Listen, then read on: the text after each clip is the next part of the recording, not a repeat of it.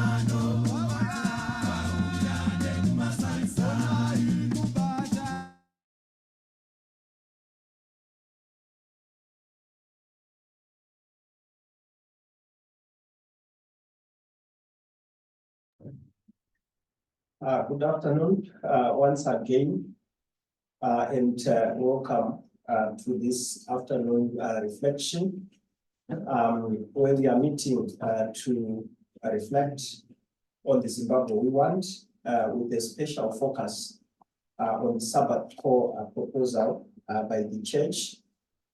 And this conversation, we are having it in the context of celebrations of the 44th independence anniversary of the Republic of Zimbabwe. We are joined here in the studio with some of our experts. We are also joined with our General Secretary for the Zimbabwe Council of Churches. We have other members of the Zimbabwe Heads of Christian Denominations who are joining online. And to kickstart our conversation, I want to invite Reverend Makuza. Reverend, if you can hear us, you can unmute and give us an opening prayer.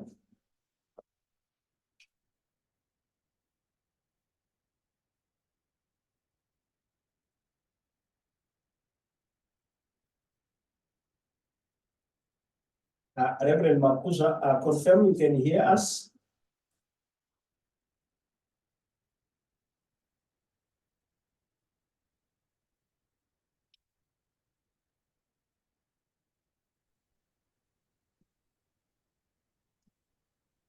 Thank you so much. I was trying to unmute, the host was not unmuting me. Let us pray. Am I audible? Yes, we can hear you, Reverend. Thank you. Heavenly Father, we bow before your throne of grace this afternoon. We thank you this afternoon as we are gathered here for all the deliberations and reflections. We ask for your guidance, Father, and wisdom. We pray for all our facilitators and give us all a listening ear and the spirit of understanding. We all pray as Zimbabweans that by the grace of God, we will become the Zimbabwe we want. Thank you, Lord, for this great call. In Jesus Christ we pray. Amen. Thank you, Reverend, for blessing us with the prayer. As we proceed with our reflections, allow me to hand over to our General Secretary here at the Zimbabwe Council of Churches, Reverend Wilfred Domingo, to set the tone for our conversation by giving us welcome remarks for the meeting. Over to you, Reverend. Thank you, Admire.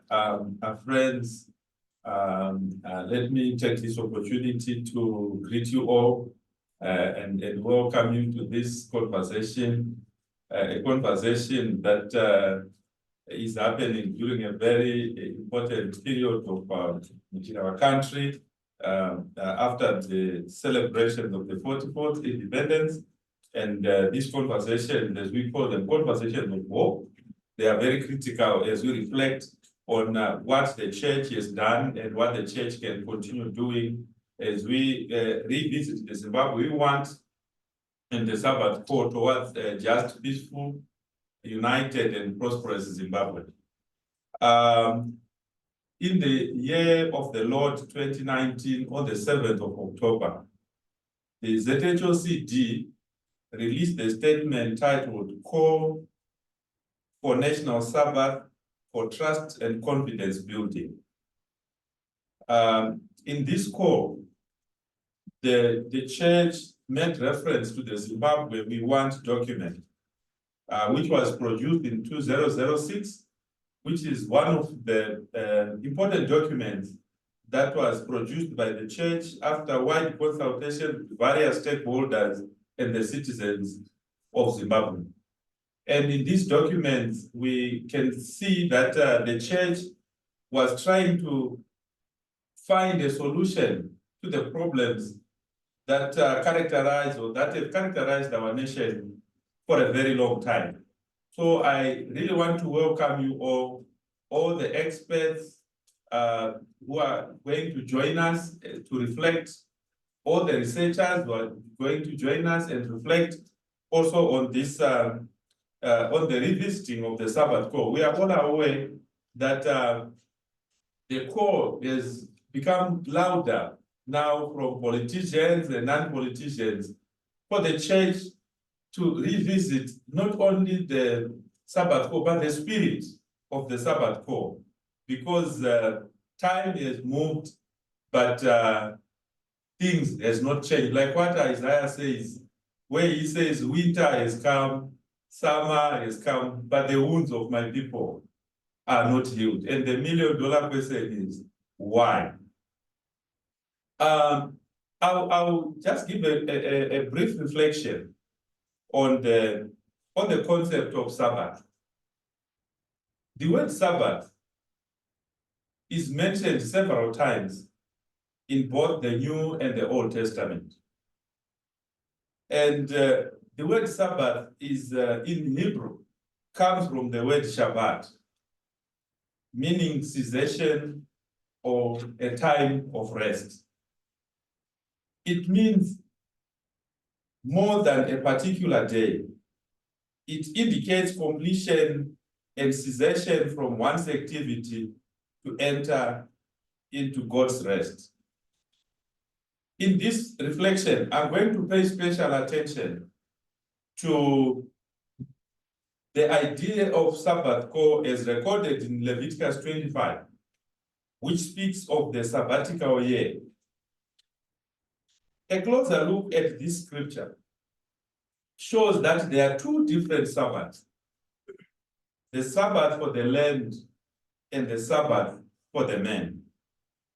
The Sabbath for the land was different from the Sabbath for the man.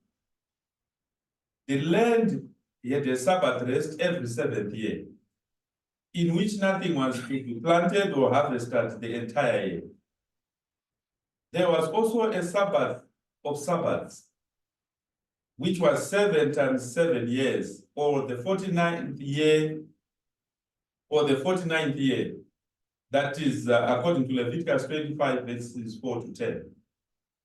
The Jubilee year, the 5th year, was itself a Sabbath again, according to Leviticus 25, verses 11 to 12. And came on the heels of the 49th year, which was a Sabbath year also. So 2 Sabbath years back to back. And for this reason, the Lord promised to provide food for 3 years. Leviticus 25, 20 to 22. So we see not just a weekly Sabbath, but we see an entire societal structure built around multiple Sabbaths. So when we look at Sabbath, it was something that was very strong in building a society in the Old Testament. Because it was not just an event, we can see that it's more than a weekly Sabbath, but it's something that God continued to ensure that it brings the society together and it deals with the other issues that were affecting the society. So I'm going to speak of 3 things that comes out from the concept of Sabbath as I reflected on Leviticus 25. The first one is that of rest and renewal. The Sabbath Call, as outlined in Leviticus 25, verse 1 to 7, emphasizes the need for rest, not only for individuals, but also for the land. This period of rest allows for rejuvenation and renewal, both physically and spiritually. In a society like Zimbabwe, where people often face economic hardships, and societal pressures. Observing Sabbath can provide much needed respite and restoration by collectively embracing this practice. Communities can come together to support each other in taking time to recharge and reflect. I'm not going to go into details. I know that they're experts, and I don't want to read what the Sabbath Call was all about, but I'm just reflecting on my understanding and how I may apply it in our context. Number two, community well-being. The sabbatical year described in Leviticus promotes not only individual well-being, but also the health of the community as a whole. It encourages sharing of resources, caring for those in need, and fostering solidarity among members of the society.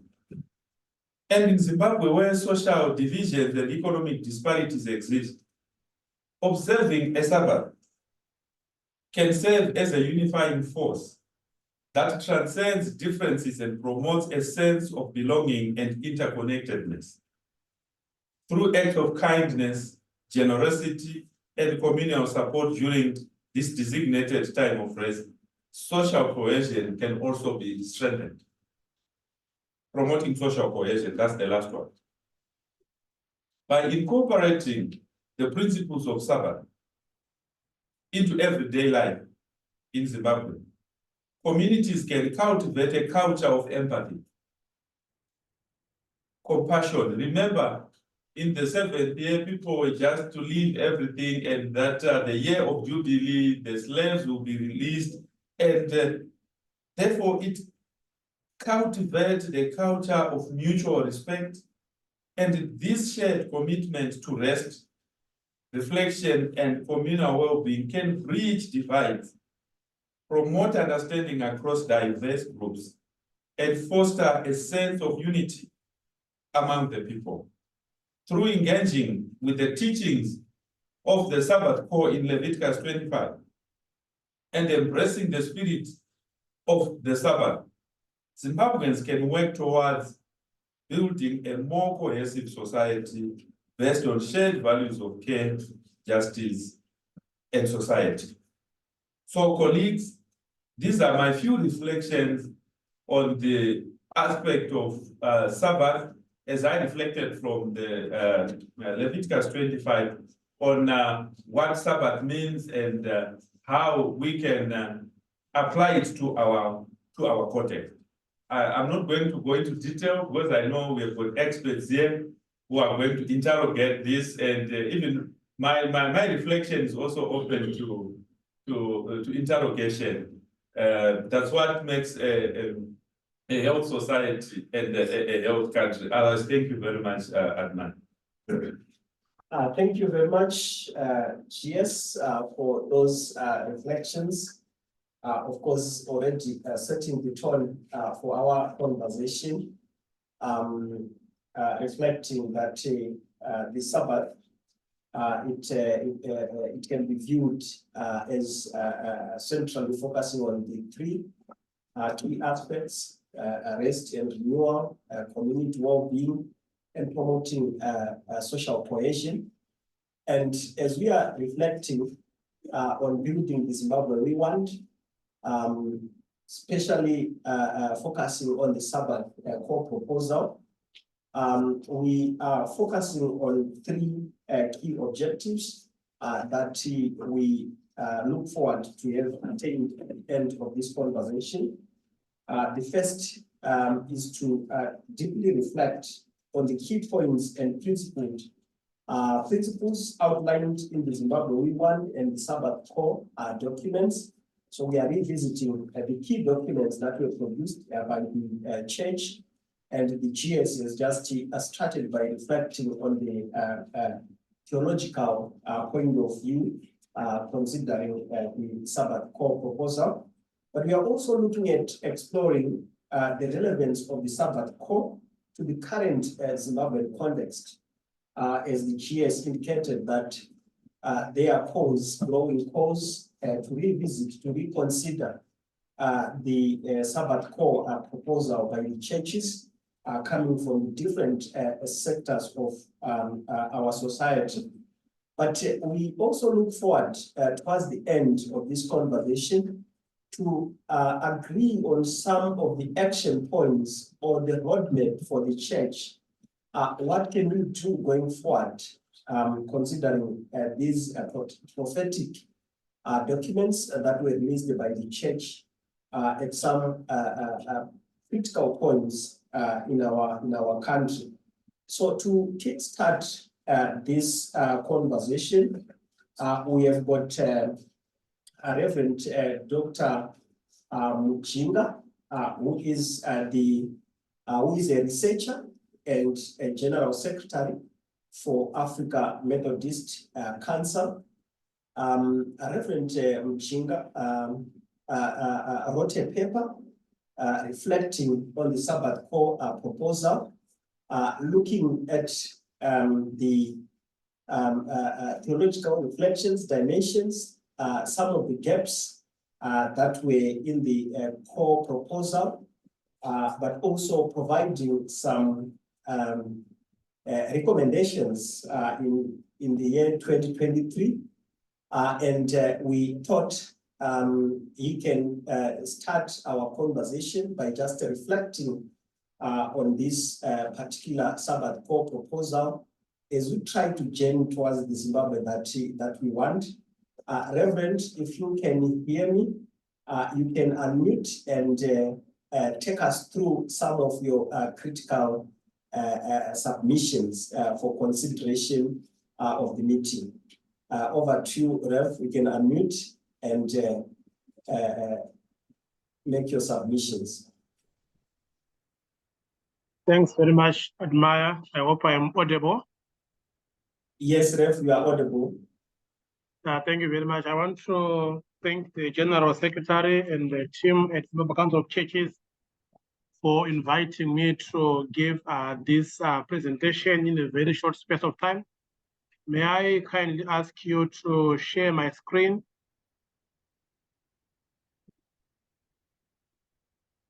Yes, Rev, you can share your screen. Okay, is it visible now? Yes, it's visible now. You can put it on PowerPoint, on slideshow. Okay. Yeah, perfect. We can follow now. Can follow now. Okay, thank you very much. I've tried to make a very summary of the two documents as requested by the Secretariat. First and foremost, the church has always been prophetic and will remain so. This is not a temporal assignment, but a mandate she was given by God. The Zimbabwean church has played this role, and many pastoral letters were issued addressing the ills affecting the countries in different times of the country. But our focus today are on the two documents, namely the Zimbabwe one of 2006 and the Sabbath Call of 2019. This presentation will highlight the key points presented by the two documents and conclude by exploring the relevance of the Sabbath Call.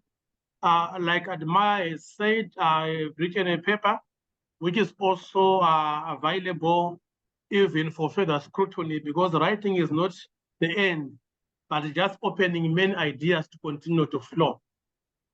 In the Zimbabwe we want, the document acknowledges that at the dawn of 1980, Zimbabwe was born out of a protracted armed struggle and many years of pain, suffering, and oppression.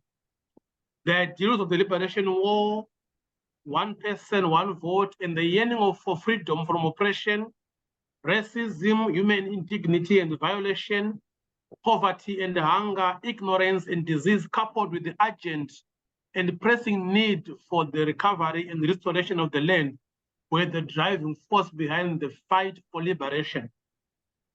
Unfortunately, by 2005, The patriotic fervor, national pride, and the once lofty and romantic ideals of independence were lost in the stark reality of a divided nation.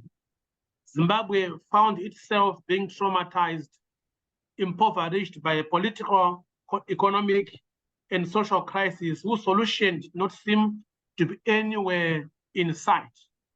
What people fought for and what was happening were worlds apart. Zimbabwe suffered a severe downward spiral, an unrelenting economic meltdown characterized by the brain drain, hyperinflation, shortages, decline in agricultural and manufacturing productivity, shortages of foreign currency, escalating corruption, dying of up foreign investments in tourism, dwindling to a trickle. The situation affected the general populace, and the church looked at this and say, we can't just keep this watching and say nothing. And they decided to come out with this document. And what I'm reading here is the preamble of what the justification of writing the Zimbabwe we want.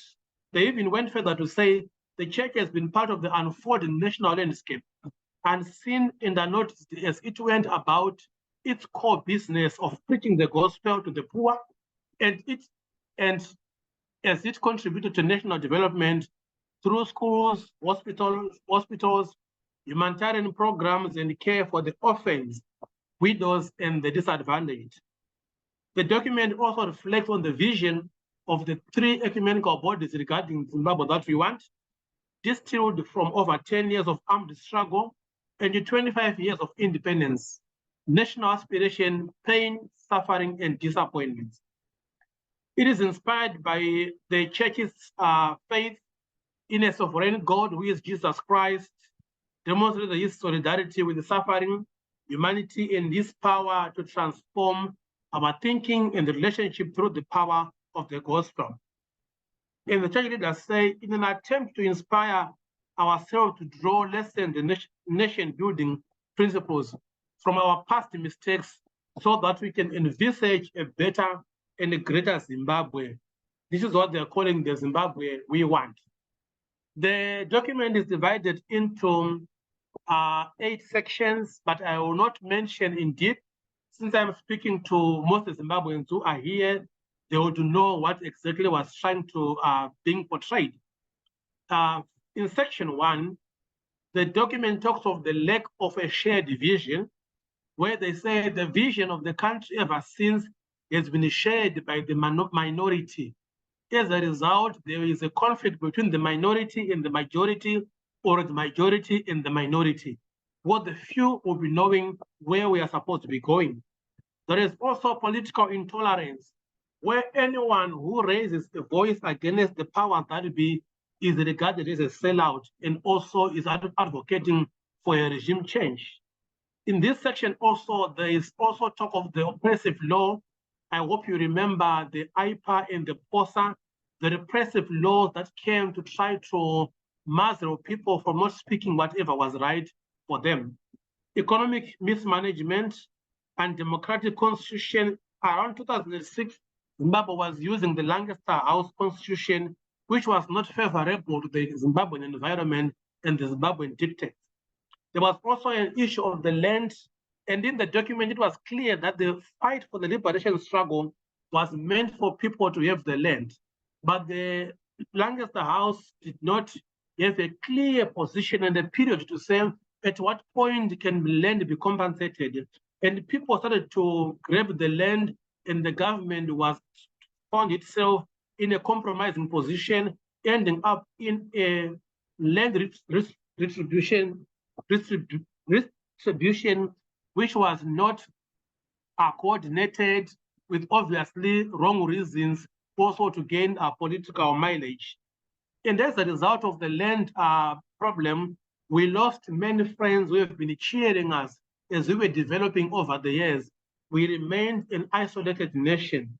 And also during the same time, there was a problem of the inability of the churches to speak with one voice on national issues, because the political powers were able to disintegrate the church so that the church can speak with different voices. In section 2, it presents the mandate of the church. And the document says, we have heard it repeatedly stated within the context of our situation in Zimbabwe that the church should stay out of politics. Without being defensive, we need to explain why we as church are so concerned and why we have taken the course of constructive engagement described above.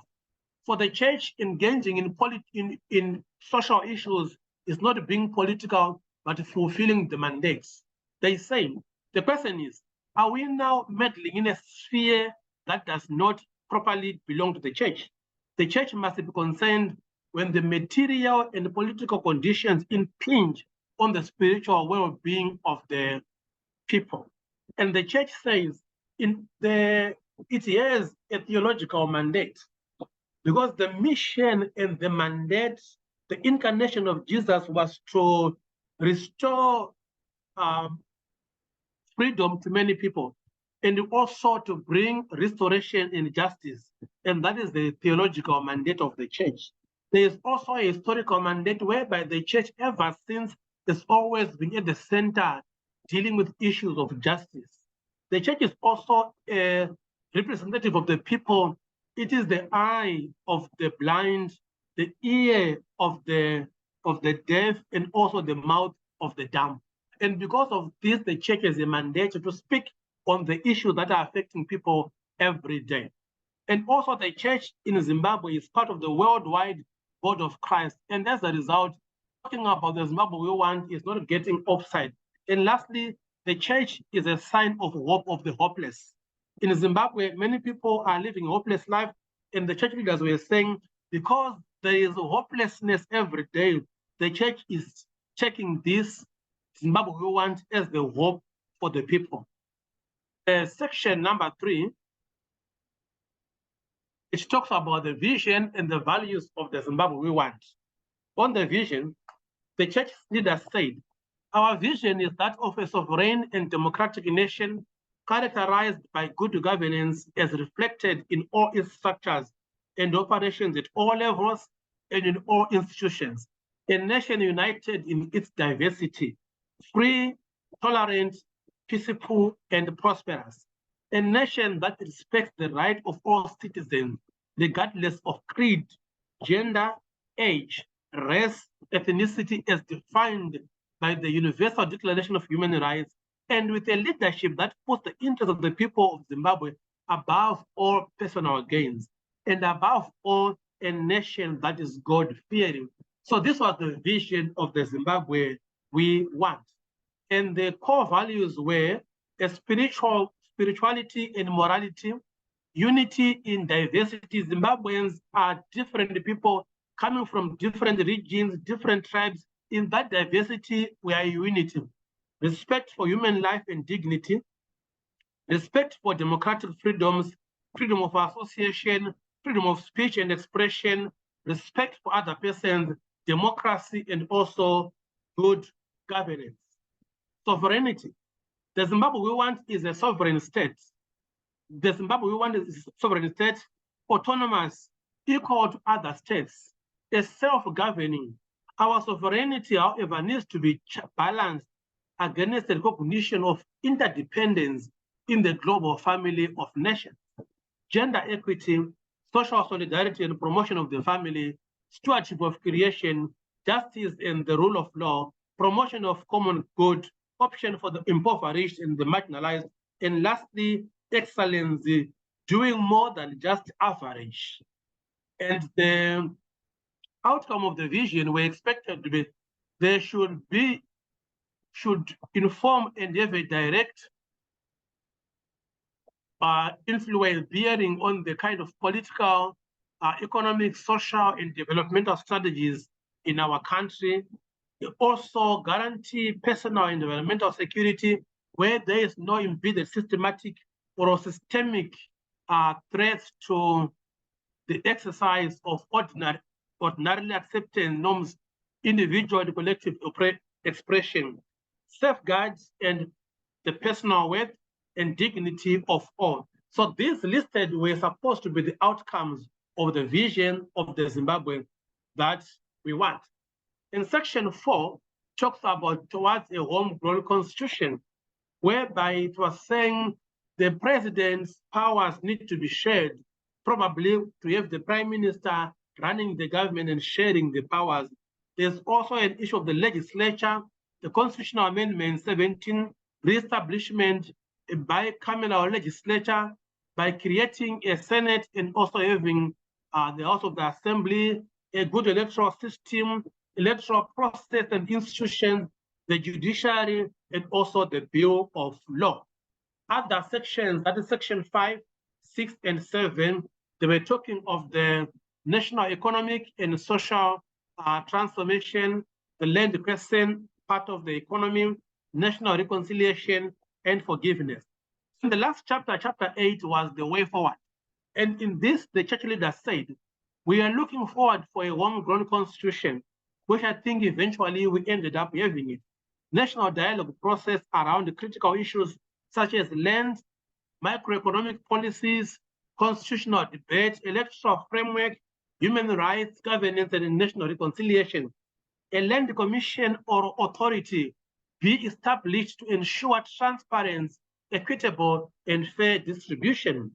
A repeal or amendment of POSA and IPA, that is Public Order and Security Act, and IPA to create an environment that is conducive to free dialogue and public debate on the issues of concern to bring about healing and reconciliation, as well as the rapid national economic recovery.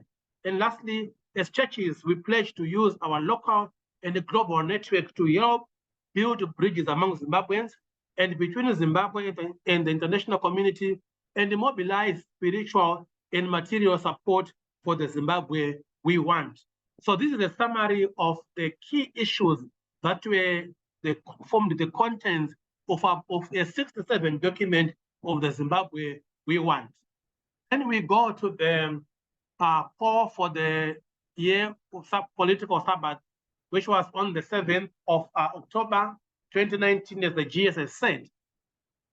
The church said in their writing, we have prayerfully come to the conclusion that in light of the current political paralysis, and I've put some words in bold, deepening mistrust, and the dehumanizing economic decline, the nation will need to take a bold decision to address the root cause of our national challenges that have a very long history and will not be fully resolved by one entity. In this light, we are calling the nation to Sabbath on all political contestation for a period of 7 years to allow for the rebuilding of trust and confidence, reassert our politics, and chart a shared way forward to a comprehensive economic recovery path in a non-competitive political environment. I think the GS was able to explain the two Sabbaths that we find in the book of Leviticus, the one for the 7 days and the other 7 times 7, which is 49. The idea of the Sabbath is biblical. The 7-year Sabbath or 49-year constituted what was called the Jubilee season. In this Jubilee season, the land would be left fallow so that it could recover its nutrients. Deaths would be forgiven, new relationships would be built, and God would bless his people. Since its independence in 1980, Zimbabwe reaches the Jubilee year in 2029. The nation would use the coming period to usher in a true Jubilee for the nation by recovering all political contestation from the land and focusing the period on healing past wounds, recovering the economy, and build a new political culture of cooperation focused on national building. And also they say the context of the call is also on the current political paralysis and logjam characterized by the failure of the ruling party and the main opposition party to find workable collaborative models in an issue of great concern. The fact that the two main political parties remain stuck in the post-election mode and is soon embarking on a new election mode means that Zimbabwe is unlikely to realize any meaningful engagement between these parties towards a shared constitutional alignment agenda. Without a shared approach to national processes, the efforts by one by one are undermined by the other, while any positive contribution towards the national good by each is read only within a partly political perspective. We foresee that whichever political party wins an election, the paralysis will remain. If the opposing parties do not learn how to collaborate, it is the people who will continue to suffer. If as a nation we fail to establish some unity and diversity. Having looked at these issues in a holistic fashion, the church leaders have observed that the current environment does not allow a meaningful political reform, nor is it conducive for an elusive economic participation for ordinary Zimbabwe. Such an environment of toxic political relationship also renders our international re-engagement process pattern, with international isolation, inhibits investor confidence and slow economic growth.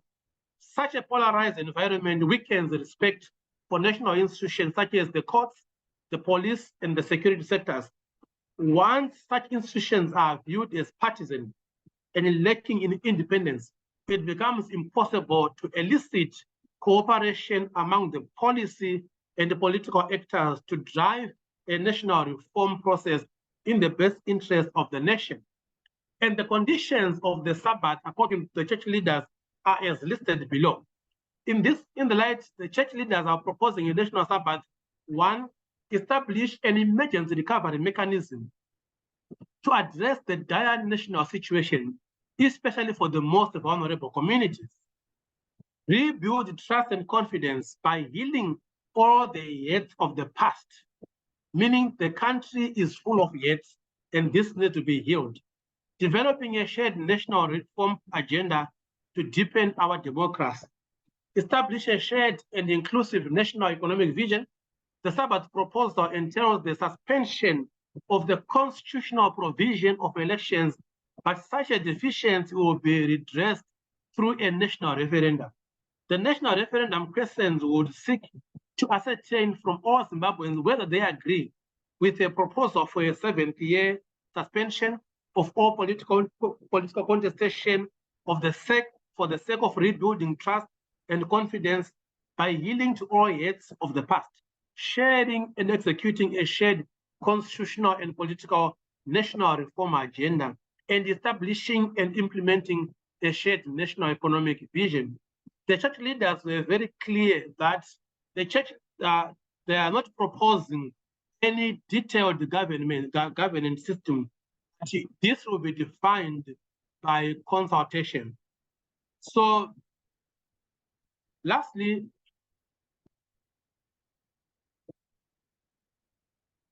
having read myself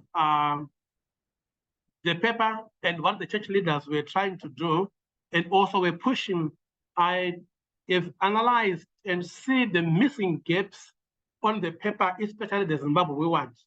In my submissions on the paper that I wrote, which is available online, which is an analysis of the Sabbath Call by the head of the Christian denomination, it was published in December 2023. In the analysis, I said the church leaders fail to separate social, economic, and political issues from the democratic process, because election is a democratic process. How do we respond to a democratic process through the issue of social, economic, and political problems? The second challenge on calling for the suspension of the election is associated with the confusing constitutional issues and sociological issues. There is a need to reconcile to what extent does a constitutional issue become a sociological issue or vice versa. Then lastly, there's also an issue of the contextualization of the Sabbath, of the year of Sabbath. The meaning of the Sabbath in the Old Testament and the New Testament, they've got two different meanings. In Genesis chapter 2, God created and rested on the Sabbath day.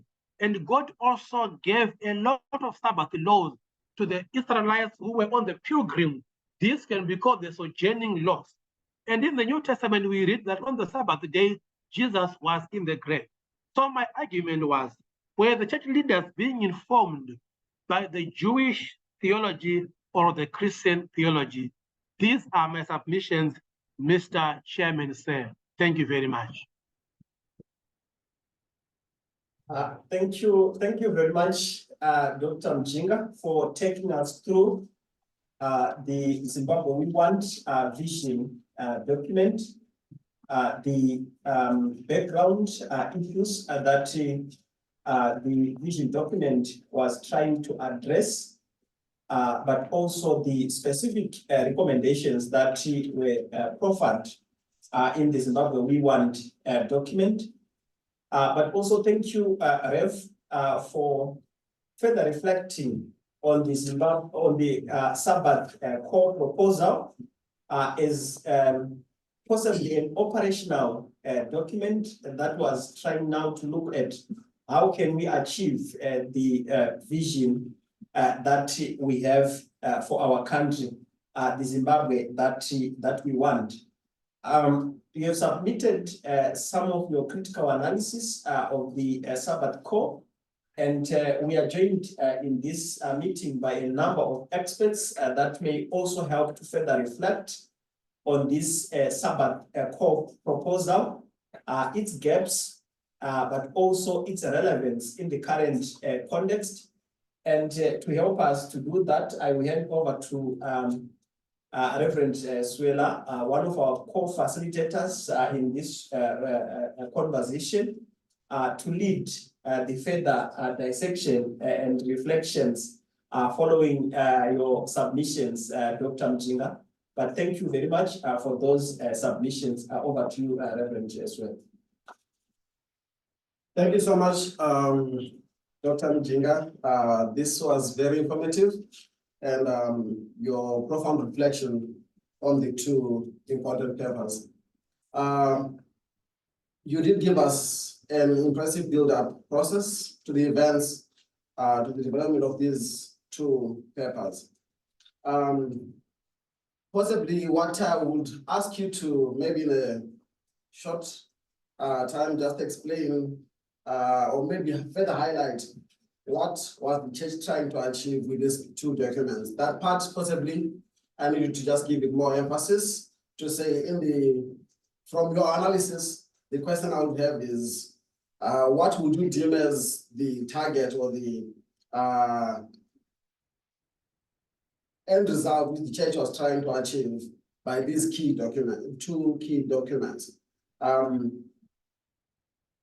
not sure if I should get to that first. And then once we have that response and we're clear about that, it helps us to understand your analysis at the end. Please, if you could maybe further elaborate on that, while it's possibly also receiving any other reflections, even online, which we would like to ask to Reverend Dr. Mjinga. Back to you. Thank you very much. Thank you very much, Reverend Swela. My reading of the two documents shows that the church is striving to do or to fulfill its mandate in a nation that is bleeding. The church is like a voice calling in the wilderness, a voice calling for the less privileged and the many masses that are suffering to have a decent life, to have a good life, to have a respected life. In a way, the church is trying to envisage a nation that is all inclusive, a nation that do not see people as trees that are walking, but a nation that sees people as human beings equally created by God. So this is the church trying to do, to speak prophetically to the issues that are happening in the country. That is the reason the church is pushing. But maybe if I may go further, the biggest challenge is now in Zimbabwe, the definition of the church is different, because there are many churches speaking with many voices. And now the one voice is heard, one voice is suppressed. So there are others who are speaking with the voice that is heard, and others that are speaking with the voice that is suppressed. But I'm looking for a church that is speaking on behalf of its mission set forth by Jesus on earth. That would be my submissions.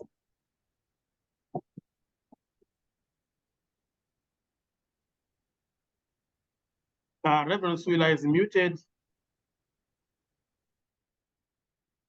Thank you. So from your presentation, it was, you mentioned that the church should be the people's representative, the eye for the blind, the ear for the deaf, and also the mouth for the dumb.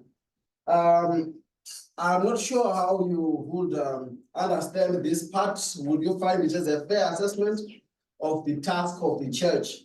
Or rather, this is problematizing the oppressed or the marginalized as the ones who are either blind, deaf, or dumb. Don't you think that sometimes the oppressed are speaking, but those who oppress them are not hearing? The oppressed are listening, but there's no one to speak soundly to them. The church should be able also possibly, as Dietrich Bonhoeffer said, to throw spanners to the spokes of the oppressive wheel, so that the church does not merely see a problem with the people whom it represents, but also to see the problem with the oppressor. Because actually from Malcolm X, he would say that in any context of oppression, the oppressor is the most oppressed, because there's no one in his right mind who enjoys oppressing others. So I'm thinking that is it the right assessment of the church's duty only to see those who are marginalized and oppressed as blind, deaf, or dumb, or actually to see the problem with the oppressor, who when the oppressed are speaking does not hear. So possibly the task of the church will be to de-wax the ears of the oppressor or such. I'm not sure. Just from your assessment, how would you comment on that? Thank you very much. I'll give 2 examples. If you read, there's one scholar called Homi Bhabha. Homi Bhabha talks about the subaltern. The subaltern are those people on the margin who rarely speak. But when they speak, most often there is no one to hear them. And also the reading of the Asian liberation theology, it talks of the Minjung. And a question one writer was asking, who is a Minjung? And it says a Minjung is anyone who cannot stand for his or her own rights. So in this case, the church is standing at the center of the oppressed and the oppressor, trying to bring the two together. But you must also realize that the one who is the oppressor does not believe that I am the oppressor, but simply says it's because you are weak, therefore you are not getting something that you want. The role of the church, in my opinion, Jesus came that the weak and the vulnerable will have a space and a role to play in the society. So if the church is doing that, standing on the gap, fighting or negotiating with the political powers, this is not something that is new. It has always been there. The church is doing its mandate. So I think it is also very important the church to face the oppressor and also to face the oppressed. But more importantly, the church must not also be, at the end, an oppressor by its own ways of discharging its own duties. Thank you so much, Doc. I think as we now need to proceed, we are grateful for your presentation, and from your analysis, you have also showed the shortcomings of the Sabbath Call. Maybe in just one line, would you say the response of the church was all right, especially after the rejection of the Sabbath Call by both the ruling party and the opposition parties? Do you think the response of the churches was gratifying, or it was having a lot of shortfalls? Maybe the church would have pushed further Because instead, immediately the church began also to campaign for elections. I'm not sure what would be your comment on that. Thank you. In my findings, in my submissions, I condemned the church for pushing for something that was not well thought out. Because when individuals attacked the church, the ruling party attacked the church, the opposition attacked the church responded by keeping quiet. So responding by keeping quiet means the church had not put enough thought to what it wanted to do, which for me was going to be a problem. Whenever you want to address something ill-prepared, no one will listen to you. I would think that it was going to be better when the church would say a statement, but continue on the background, reflecting on its mistake, but also pushing the agenda until the agenda is refined, unlike just keeping quiet and suspending everything. For me, that was not a good approach. The church should have continued to push its agenda, but to show, for me, retreating was like saying it's true, we did not do our job well. Thank you so much, Doc. For the sake of time, allow me now to give that to my co-facilitator, Maya. This is if you would continue the program. Thank you so much. Thank you so much, Reverend Swela, and thank you once again, Reverend Dr. Mchinga, for those further reflections. And I want to pick straight from your last submissions, Reverend Mchinga, where you are indicating that there could have been some gaps in the thought process of the Sabbath Call proposal. We are joined by one of our key leaders who participated and who was involved in the process of coming up with the Sabbath Call proposal. Joined here with Pastor Makwara, who is the former General Secretary of the Evangelical Fellowship of Zimbabwe. And we would want to hear from him the thought process, the key submissions, and his current reflections on the Sabbath Call proposal, given the current context and the calls that have been coming, as the General Secretary earlier mentioned, that different sectors of our society have been revisiting the Sabbath Call, the Zimbabwe We Want a document. Pastor Makwara, what are your views in terms of the relevance of the Sabbath Call proposal in our current context? Thank you so much, my brother. It's a good afternoon to fellow citizens and those who are interested in the conversations that we are having. It's actually great that they're called conversations of hope, because we are people of hope. It is through the Lord Jesus Christ that we have got hope for life today, life tomorrow, and life to come. So it's a befitting platform to have this engagement. And I'm also grateful for the leadership during the time I was serving as the General Secretary of the Evangelical Fellowship of Zimbabwe, as well as at some point the Executive Secretary of Zimbabwe Christian Nations. So I'm just going to share some of the little details that might not have been well appreciated by other stakeholders, maybe in terms of where they are also reviewing the situation and where we are.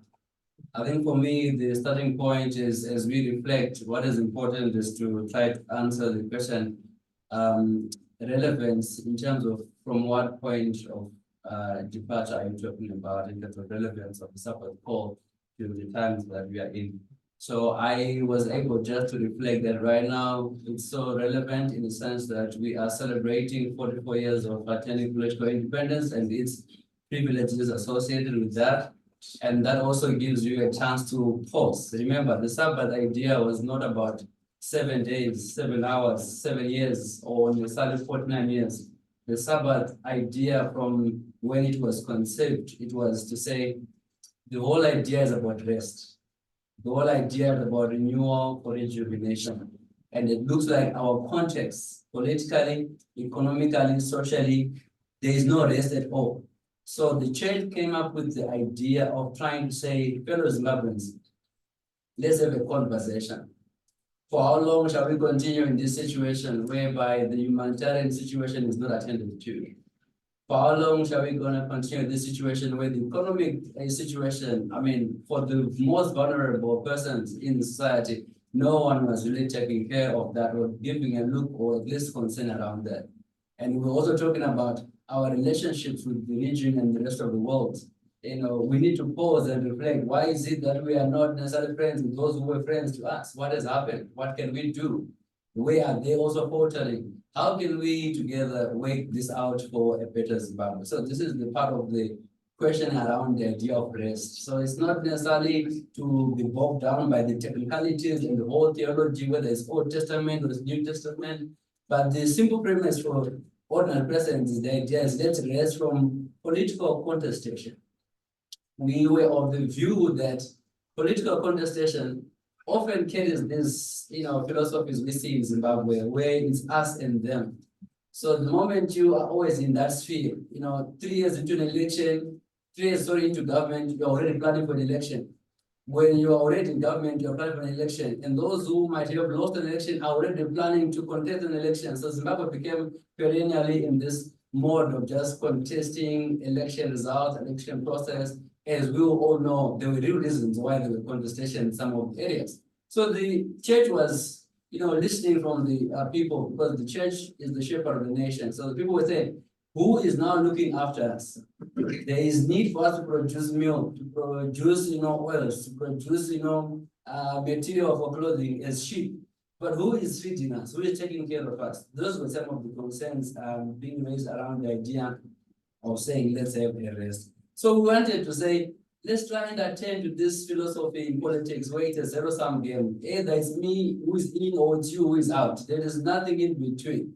And whenever there is that, there is no shared vision for the nation. There is no shared policy blueprint. There is no shared culture, because everyone always feels that any contribution from someone else is either antagonistic or just opposed. But sometimes there's just genuine desire to want to contribute towards the discourse every time. And we also were aware that the frameworks in our country are just winner takes all. It doesn't matter, someone loses an election by 1 vote and somebody wins by 1 vote. I mean, you just can't say it's zero sum, because at the end of the day, even if it's like that as part of the system, it is now up to those who are elected to also be able to represent everyone. So when that culture is not there, you want to say, oh, let's pause, let's have a conversation. How are we going to ensure that everyone in Zimbabwe is happy? So it's part of the reflections I was making in looking at the relevance. 44 years ago, Zimbabweans fought for, even way before, they fought for our independence. Why were we fighting? We were fighting because we wanted to rest from oppression. There was oppression by that time. So Zimbabweans wanted to rest. They wanted a Sabbath. They wanted to rest from marginalization. Opportunities were not available to everybody. There was all those problems, and people were saying the only way to be at peace is for us to attend to this issue called political independence. And then when you look at 44 years later, it reminds me of what the church was able to do in August 2020. The church rallied around a pastoral statement that said the march isn't ended. The march hasn't ended. What was the idea about that? It was to say, we talked about the Zimbabwe we want. That is almost 20 years ago into next year. 20 years ago. But where are we today? We're still saying issues of freedom, issues that people were saying, let's be free from. They haven't been fully achieved. So the march is not yet ended. This is to also respond to my colleague who are saying that the church did not think through, the church then dropped the ball at some point. No, the church continued following up on the calls using other means and using other approaches. Some of the maybe detailed updates, we can always create another platform to give every in-depth conversation around what else the church was doing. So I just want to also, for the benefit of the listeners and the participants around this conversation, just to appreciate, the storyline behind the Sabbath Call. I attempted just to give you the simplicity of the idea from the church bodies around that time, and what was the main submission. So before you get to the main submission, just to show you that this was not just a haphazard attempt, this was a well thought out process. As we are all discussing, we are reflecting on the Zimbabwe we want. The Zimbabwe we want, in terms of the year 2026, 2 years from now, we should be celebrating 20 years. It's almost 20 years anniversary of that document. And one thing that I was reflecting from the church point of view is to say, by the time of 2006, there was a lot of also, vilification of the work of the church. The spaces sometimes were limited, and the process also toward this end, there were some concerns around that. But the important thing is, come 2018, come 2023, much of the campaigns and the political message you are now hearing around elections is we want to deliver the Zimbabwe we want, the Zimbabwe you all want. So for us as the church in that time, in that space, we often then look at our role as it's a very prophetic role. When you are a prophet, you say something today, it might not be understood. People might throw and trash it away, but when you then look back, this is the grace of the Lord. He allows us to look back in time and begin to say, I think we had a visitation during that time. It's just that we were not fully, listening to one another. So this is some of the contributions we're talking about, that by the time of 2019, we're talking about Sabbath Call. Some says this is unconstitutional. Yes, there are reasons to say so. There was a basis.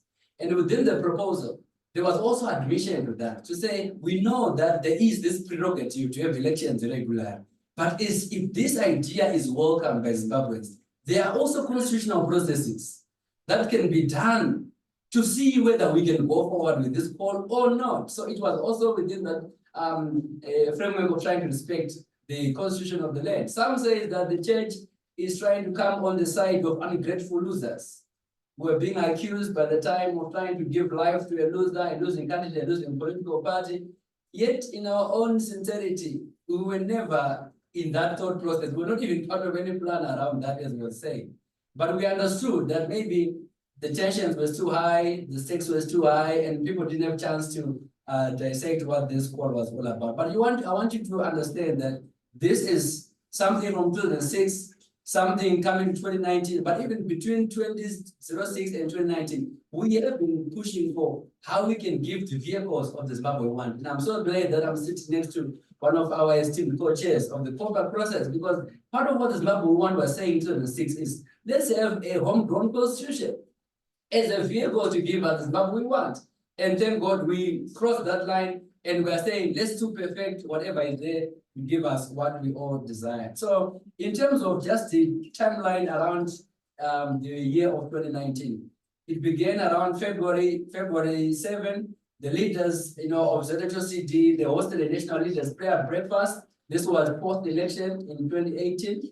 And we were trying to create a platform for dialogue, cohesion, a platform where we can be able to see how we can share the vision together, share the future together as Zimbabweans.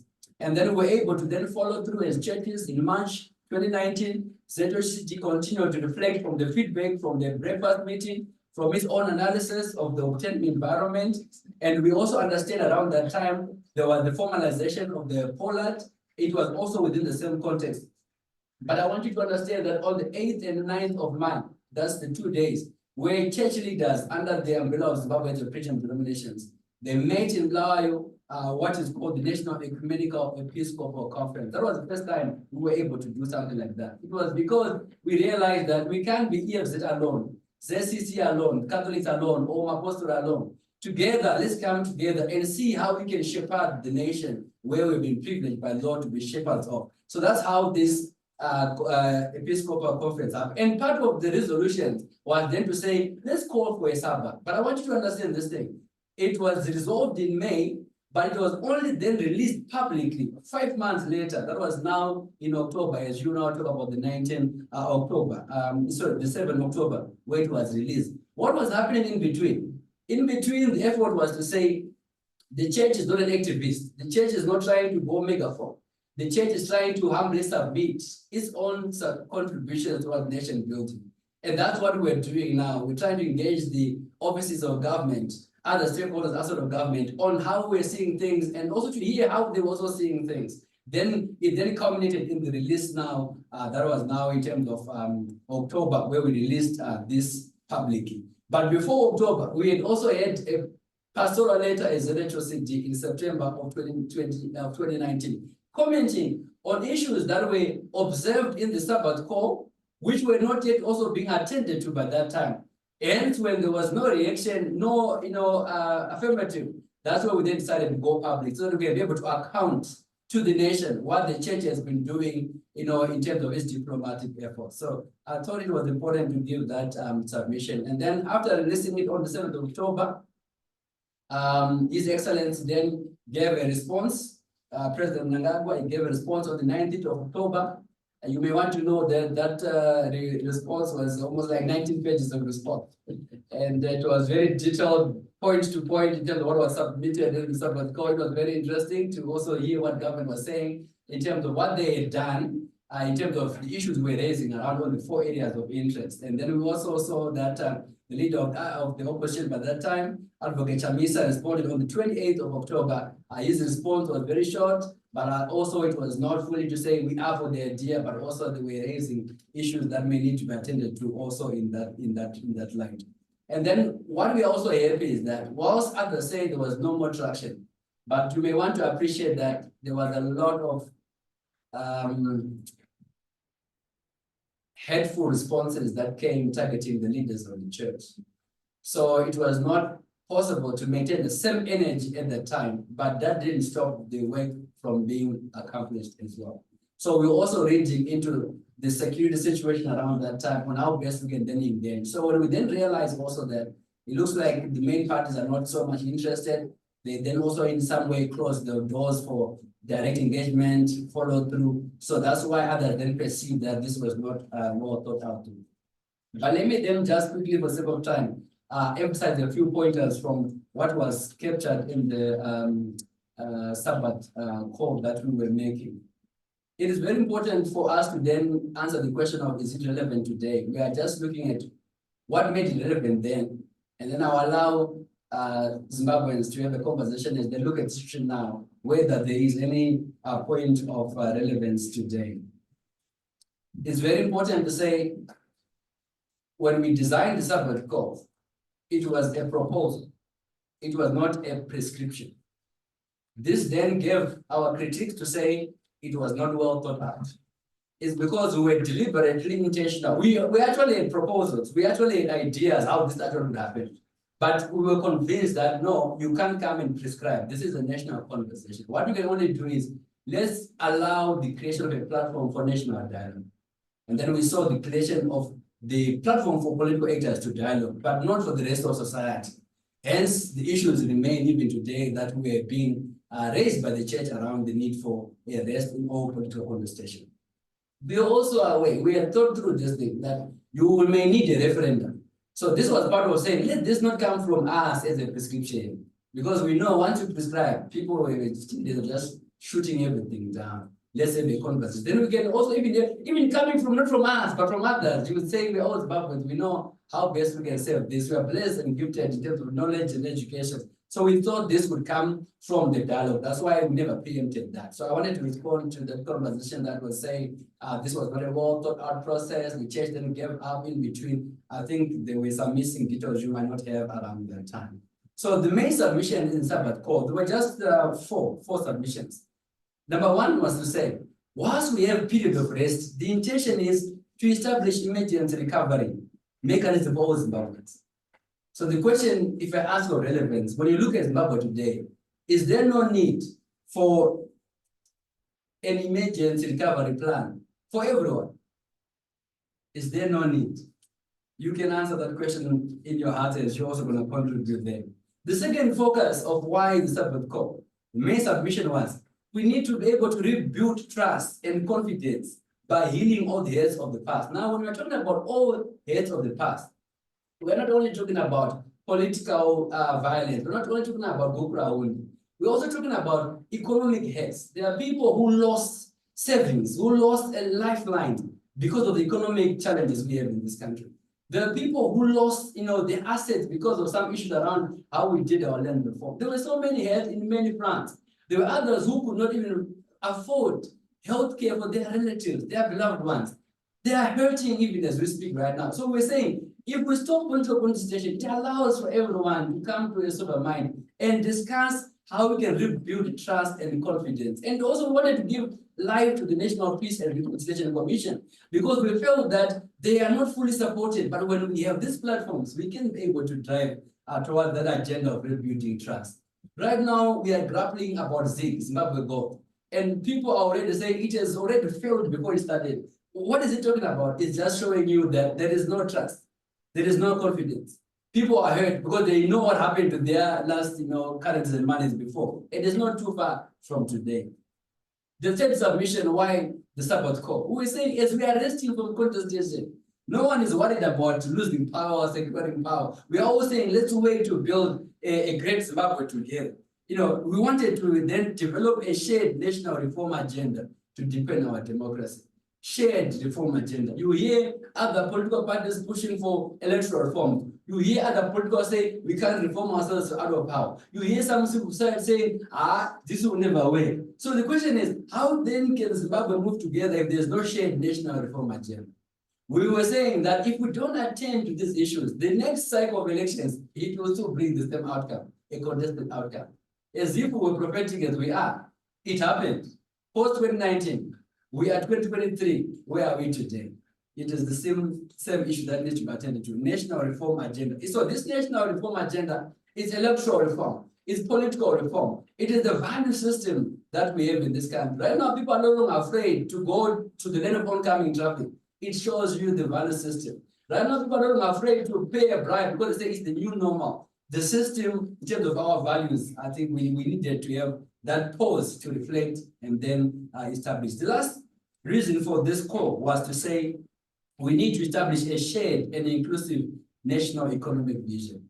Yes, President Mnangagwa has been championing Vision 2030 towards a middle-income economy. But the problem is everyone with him in that conversation? Or others are saying, well, that is his, we have our own. How can we develop a shared national inclusive vision for everybody? And this is where you are now hearing that right now business are saying often policies of government, they just ambitious, they never consult, they never include us. It's because there is no shared vision. The reason why you are saying the others who are supporting the economy, I guess it's because the platform for a shared national economic vision is something that still lacks. So I'm just trying to say, ladies and gentlemen, this is what informed the call for the Sabbath Call.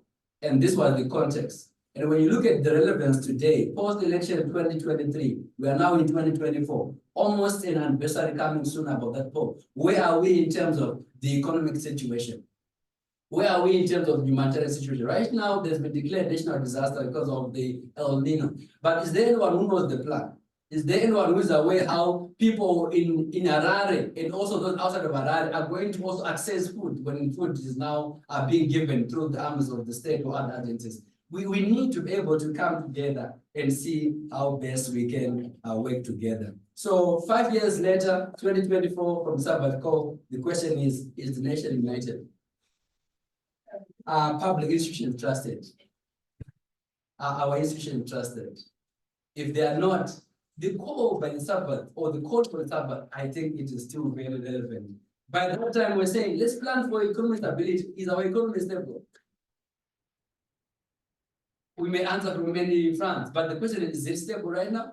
If not, does that justify the call to rest and reflect and work together? You can be able to think about that. But what is more important for us is to say, there is always an opportunity. We often live in the future, but we make life make sense when we look back where we are. I think as someone who represented the process, it's very important for Zimbabweans to believe that there is still room for us to have consensus, to have conversations that are inclusive, that will try to ensure that we deliver the Zimbabwe we all want. It's not supposed to be a nation of us and them. It's not supposed to be a nation divided in two. No. Even if you look at the electoral results, if you just rely on electoral results, you're talking about less than 5 million in total. And what is the population of Zimbabwe? It's now over 18 million. So what are the other 13, 12 million saying about the direction of the country? So we must be able to see how we can have pause moments to try and include the voices, the desires of those who are not necessarily politically active, because it is the Zimbabwe we all want that we must go towards. I think with this, I rest the submission, Mr. President. Thank you, Thank you very much, Pastor Mapara, for taking us through that informative process of how the Sabbath Call proposal was envisioned, emphasizing on the court process and the different processes which were engaged to be able to come up with the proposal, but also the interventions at different levels that were done before the proposal was made a public document. More importantly, by re-emphasizing on the reasons why the church proposed this proposal, the reading of the context, and of course raising the question, is the context now different? Has the context worsened, or has it remained the same? So is the Sabbath Call still relevant? As we move forward with the conversation, Pastor Makwara, at some point, we need to relook at, you mentioned the vision 2030, and it is also in the current discourse around the vision 2030 broadly, and the vision 2030 identity kind of mantra, where it's now being thought that the Zimbabwe We Want document and the Sabbath Call may be used as the enablers of possibilities of constitutional changes towards the Vision 2030 political discourse. We may need to reflect on that going forward. But as we continue to reflect on these key vision documents, one critique, Pastor Makwara, has been that there were limited consultations. There were only elite consultations, which means consultation at high level, but there were no grassroots consultations in the build-up towards the Sabbath Call. You may need to reflect with us at some point. But at this juncture, allow me to pick Mr. Nzikamaibere, who is also with us. He is the executive director of Zim Rights, which is a Zimbabwe human rights focused organization.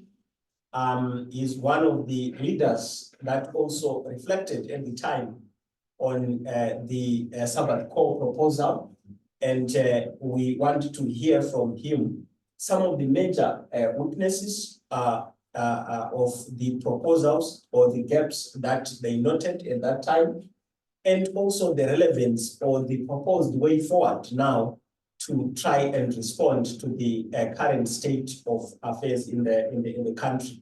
Mr. Bere, you can unmute yourself and proceed to make your submissions. Thank you very much. I think there have been some very good reflections, and this is a very timely conversation in the life of our nation. So first and foremost, let me highlight the fact that I was one of the big supporters for the Sabbath Call. And at that time, when the call came out, I did write in the Zimbabwe Independent, expressing my support for that call, because I think it was a bold and audacious initiative. And there are many reasons why I did support the call.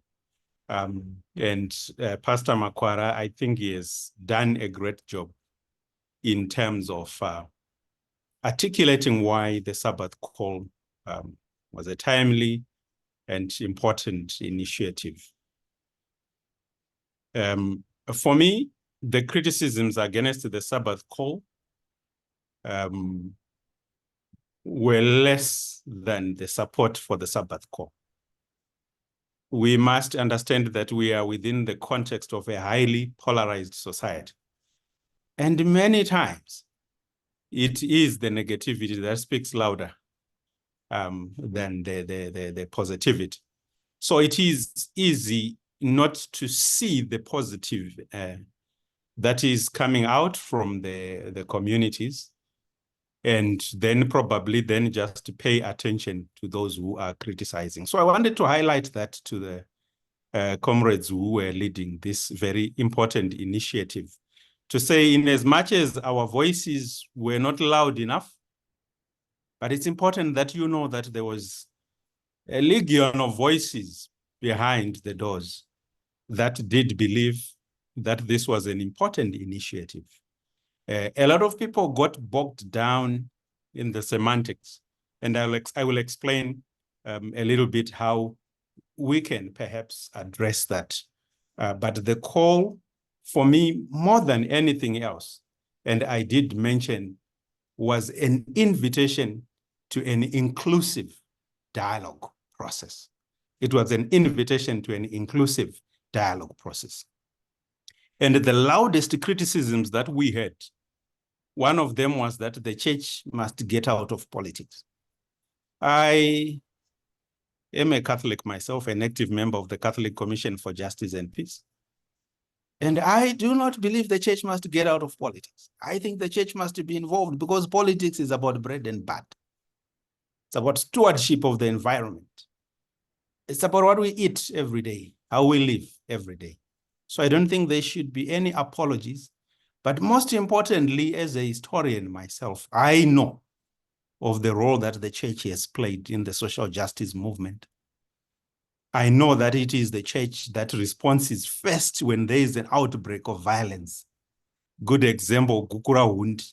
It was the church that provided shelter to many victims of Gukura Hundi, and it went on to partner with the Legal Resources Foundation to produce the Breaking the Silence. It is the church that has got hospitals throughout the country who witness the power of organized violence in our country.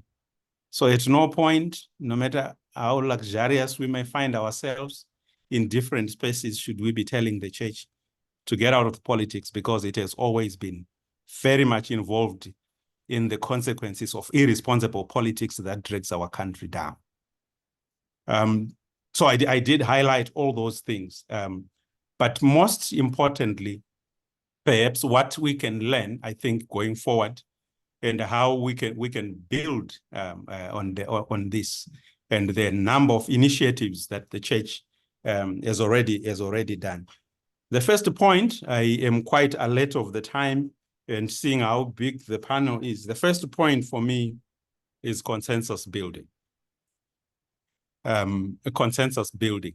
Perhaps what we could have done better with the Sabbath Call would have been to invest a little bit more time in building consensus beyond the faith-based movements, so as to generate buy-in. It could have affected one or two strategies that we could use.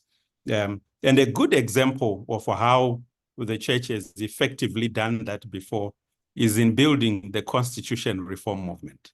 That was basically a church project, and I think I see Mkomadagi in there, who was a close part of that historical process. And I think the role that the church built in pulling all of us together and in keeping that at the center of the agenda and drawing national focus on that can never be doubted. I remember in 2008, when the Zimbabwe Catholic Bishops' Conference started pushing for dialogue processes that I believe led to the global political agreement.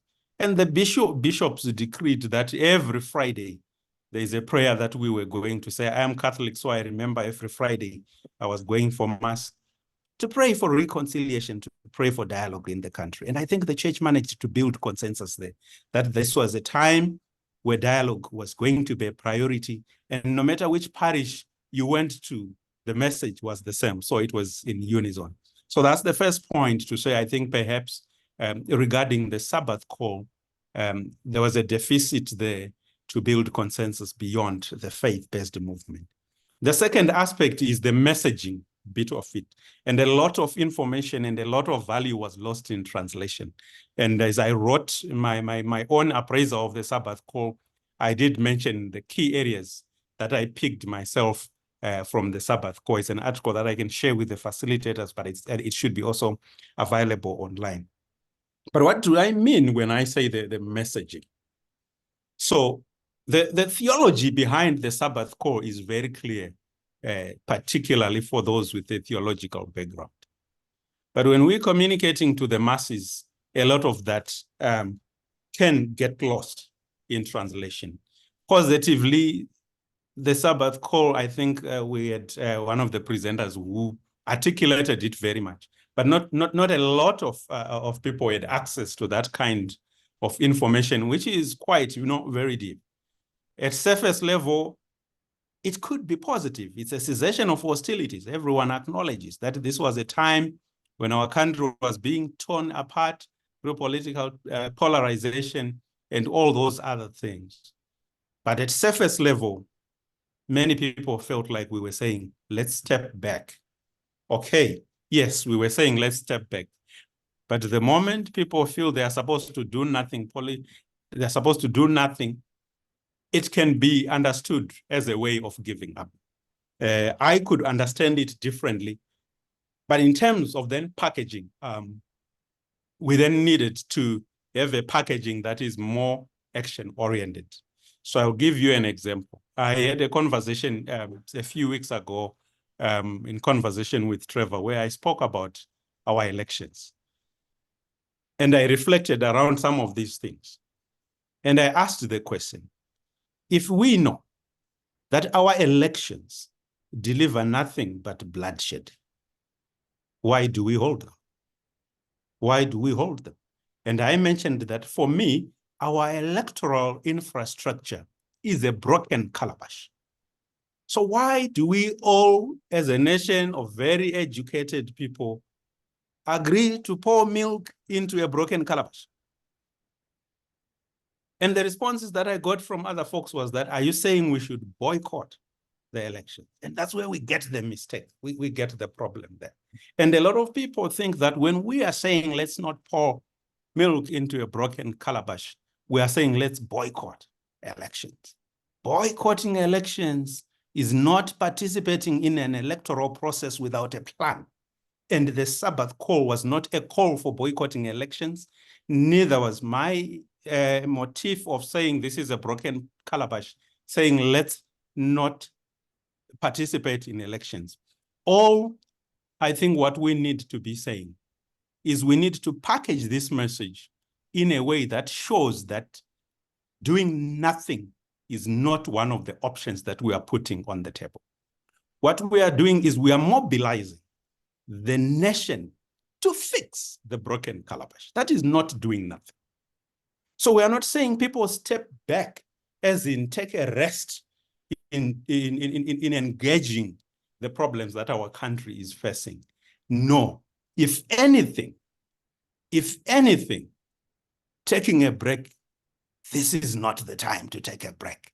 This is the time to roll up our sleeves, but instead of focusing on the useless process of pouring milk in a broken calabash, we should rather summon all the energies and all the resources that we have as a nation to fix the broken calabash. And that's how I would appreciate, the Sabbath Call, making it action-oriented as the third point.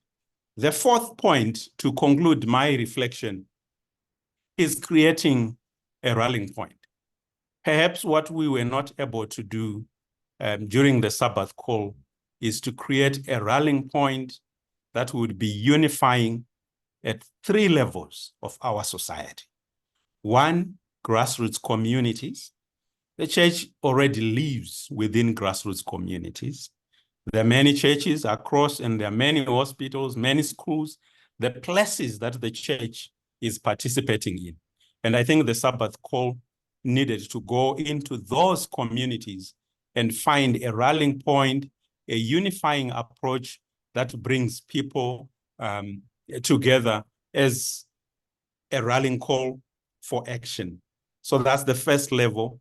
The second level, as you know, even civil society was divided on this thing because a lot of people didn't understand what it was. Then there was need to also do those inroads into bringing civil society actors.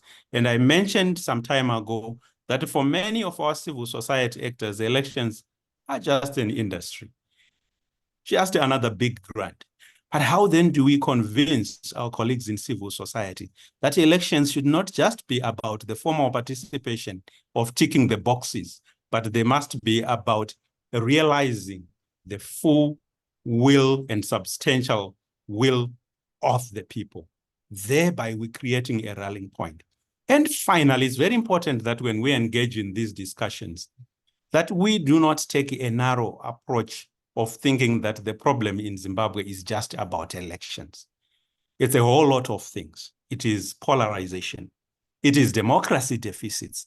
A lot of the political actors that we entrust with the task of building a democratic Zimbabwe are not in their domestic spaces democratic. So how do we expect a democratic process, a democratic outcome from communities that are strange to democracy? And that conversation many times has been deferred because we think people will suddenly become Democrats when they get into power. You can't become a Democrat in your workplace if you're not a Democrat at home. And when we are talking about rebuilding the calabash, we should not just be focusing on elections. There are a lot of threads that I think build into this. So my view around maybe revisiting the Sabbath document is that we need, at this point in time, we have come from elections and we have seen that the script does not change. It is said foolishness is doing the very same thing over and over again and expecting a different result.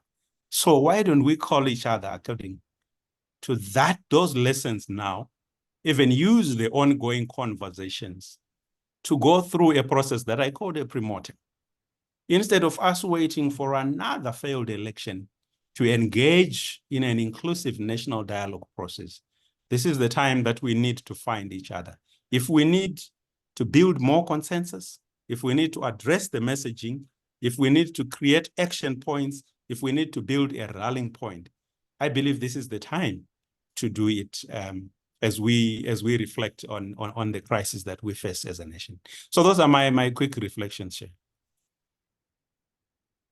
Thank you very much. Thank you very much, Mr. Berry, for taking us through those very important and critical reflections, and also suggesting how we can move forward by building consensus and creating a rallying point.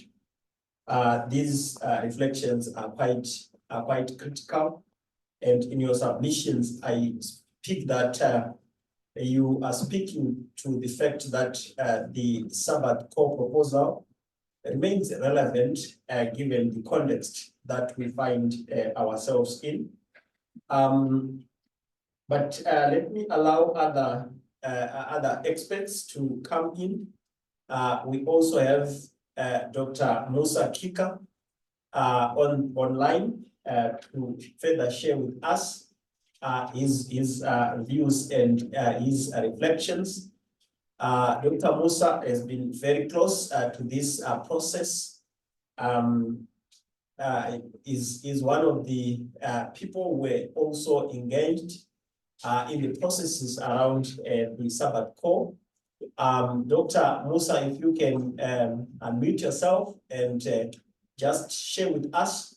Already, we are picking from the previous speakers, reflecting on the process of coming up with the Sabbath Call proposal, but also the reflections around the theology of the Sabbath itself, which is one of the points of criticism that came from some of the stakeholders who thought that the theology of Sabbath was not properly framed in the proposal, but we have heard from our pastors who have been part of the process that how the thought process was. One of the other criticism was on the issue of the economic crisis as the rallying point around the Sabbath Call. I hope at some point we'll be able to further reflect on that. But we also have the criticism that came around the constitutionality. Pastor Makwara earlier spoke about the constitutional dimensions which were even proposed in the core, that some of the initiative would have needed to go through a referendum. But some of the stakeholders criticized the Sabbath Call proposal on the basis of its constitutionality. And when Mr. Berry was submitting his submissions, I was reflecting on one of the criticisms that came, which was saying that the church cannot propose a postponement of elections because it's rather better to have flawed elections rather than not having elections at all. I read that and I was wondering what it means. I hope the panelists will help us to further reflect. I'm getting that Dr. Kika is no longer online, so we can move to one of the experts also, who is Miss Vimbai Nyamba, who is with the Zimbabwe Congress of Trade Unions.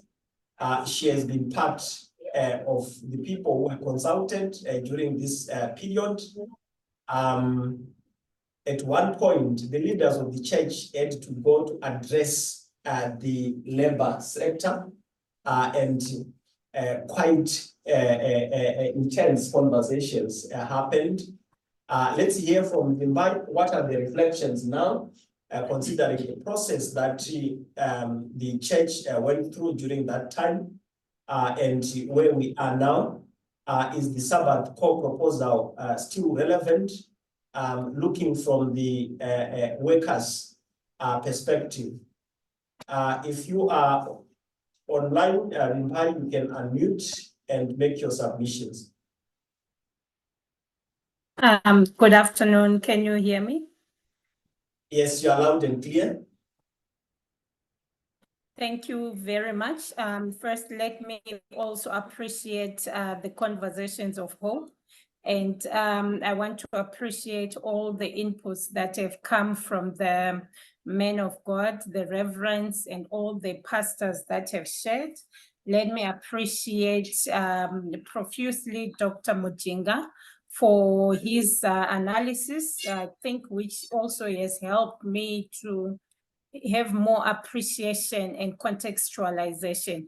But without wasting much time, I do take it and agree that the labor movement was one of the institutions that were consulted, approached, and presentations were made to our political committee. And then it was presented to our General Council by the then Secretary General of Zimbabwe Council of Churches.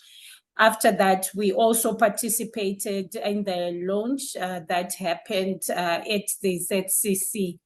And yes, I was very much involved. So first and foremost, from a personal point of view, let me say that the call for Sabbath was a prophetic call. So a prophetic call may not come in the most logical way that we as human beings would love to have it. It may not come also in a package that we are not anticipating. I think if you go to the birth of Jesus Christ, you'll find that there was a lot of conflict and confusion because first it's announced the king is born, then some expect the king to come in a chariot, and they send out soldiers, some who were against that, sent out soldiers seeking that same king, thinking that you would have armory and a band of soldiers to guard him, but the king was just a baby. So the long and short of what I'm saying is whether the package was not so good for our intelligent mind and our analysis and our logic thinking, it still remained a prophetic voice and it does not change. So I do not think that the church should actually be questioning itself that maybe we should have done this or we should have done that.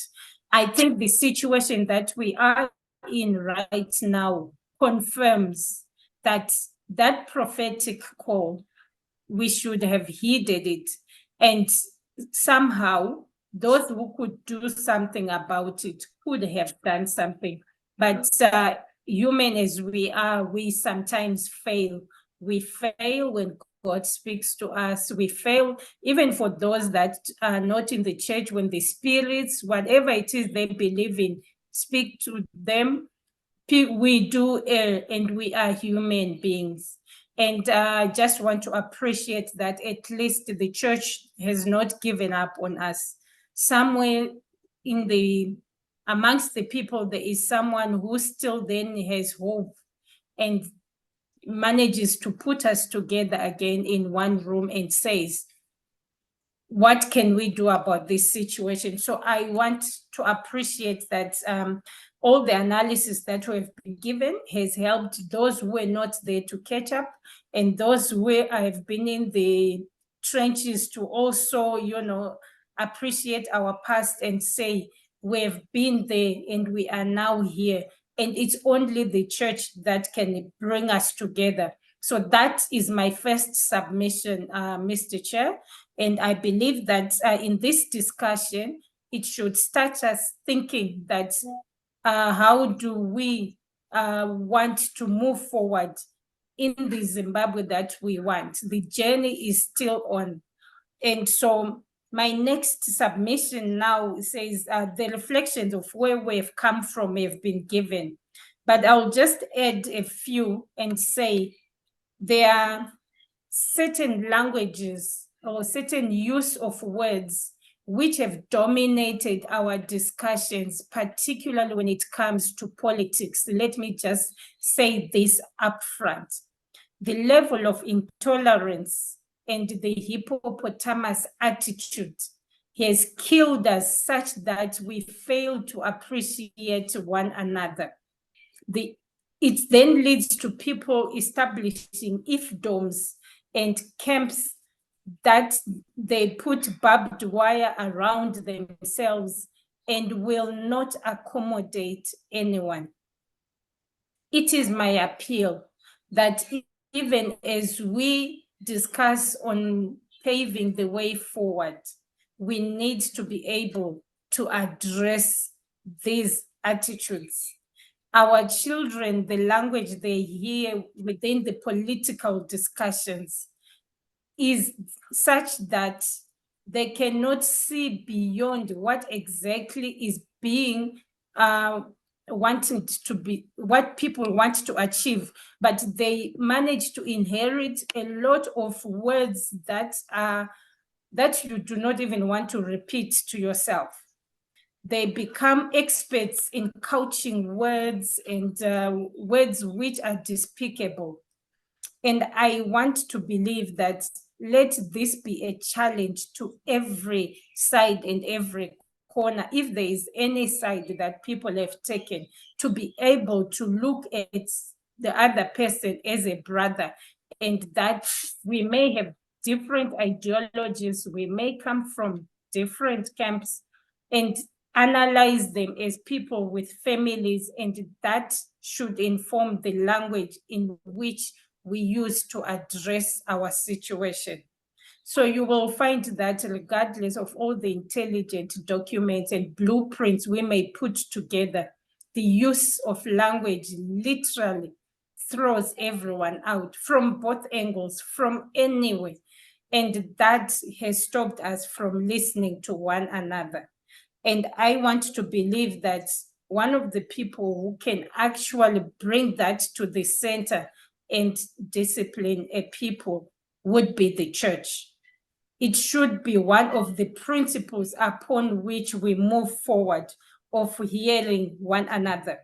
Already there are so many odds against us as a country. We are in a paradoxical situation. One mentioned that the president has the good vision 2030 of creating a middle income economy. And why are we even talking of creating a middle income economy when we are in a country that is rich with more than 66 minerals? Why aren't we going for the high income economy?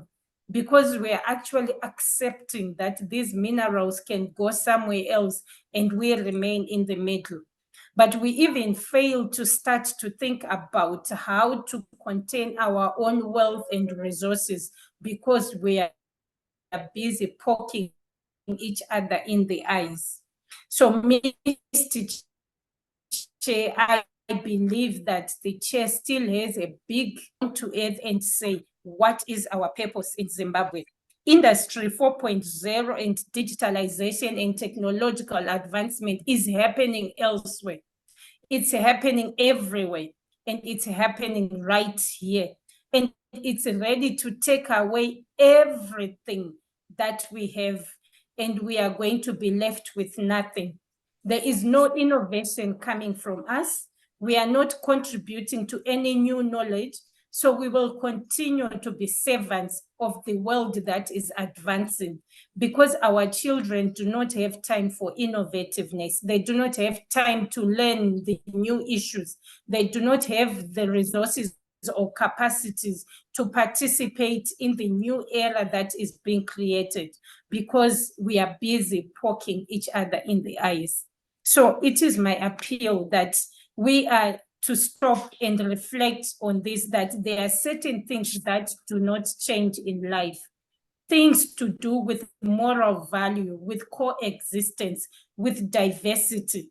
Those things that make us a people. And those are the values and principles which I believe were couched around the Zimbabwe we want.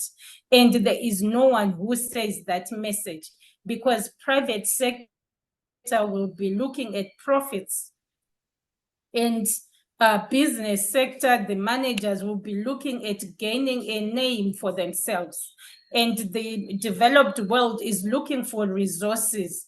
And what are we looking for? Mr. Chair, I took a swipe at the Zimbabwe trade policy. And I tried to understand why we enter into trade or agreement with any other country. If you just take a glance at it, it does not say anything like we trade for the development of Zimbabweans or for the improvement of lives of the Zimbabweans. We have everything covered in there except the people.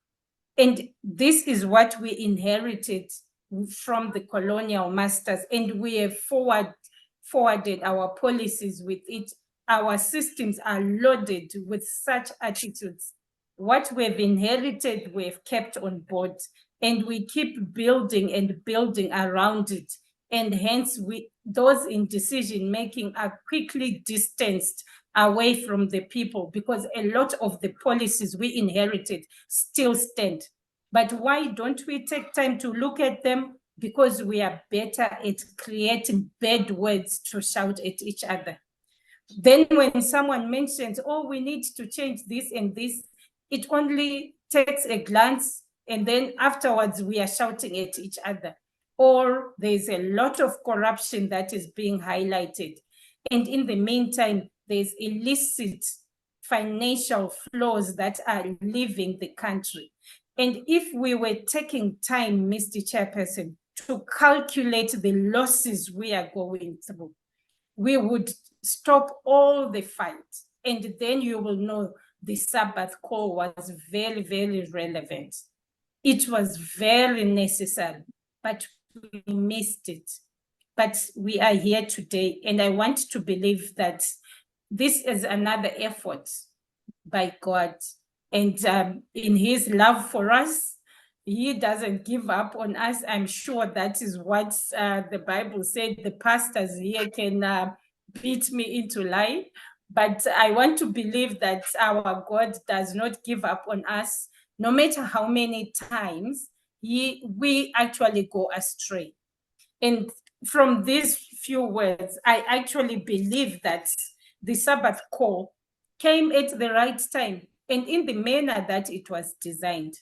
But we spent time trying to make intelligent remarks and trying to find pathways that it should have taken and how it should have been pegged. But for now, I think it is time for us to sit back and say, which things need erasure, which things need silencing, and which things need fetishization. Where do we take inclusion to what levels? And I know that there was a speaker who brought in the term building consensus. And of course, this is all that I had when I received this invitation. Late as it was, I was ready to come in because I do not need an introduction to the Zimbabwe We Want document. I do not need an introduction to the Sabbath. And a lot of analysts and critics were put on the table.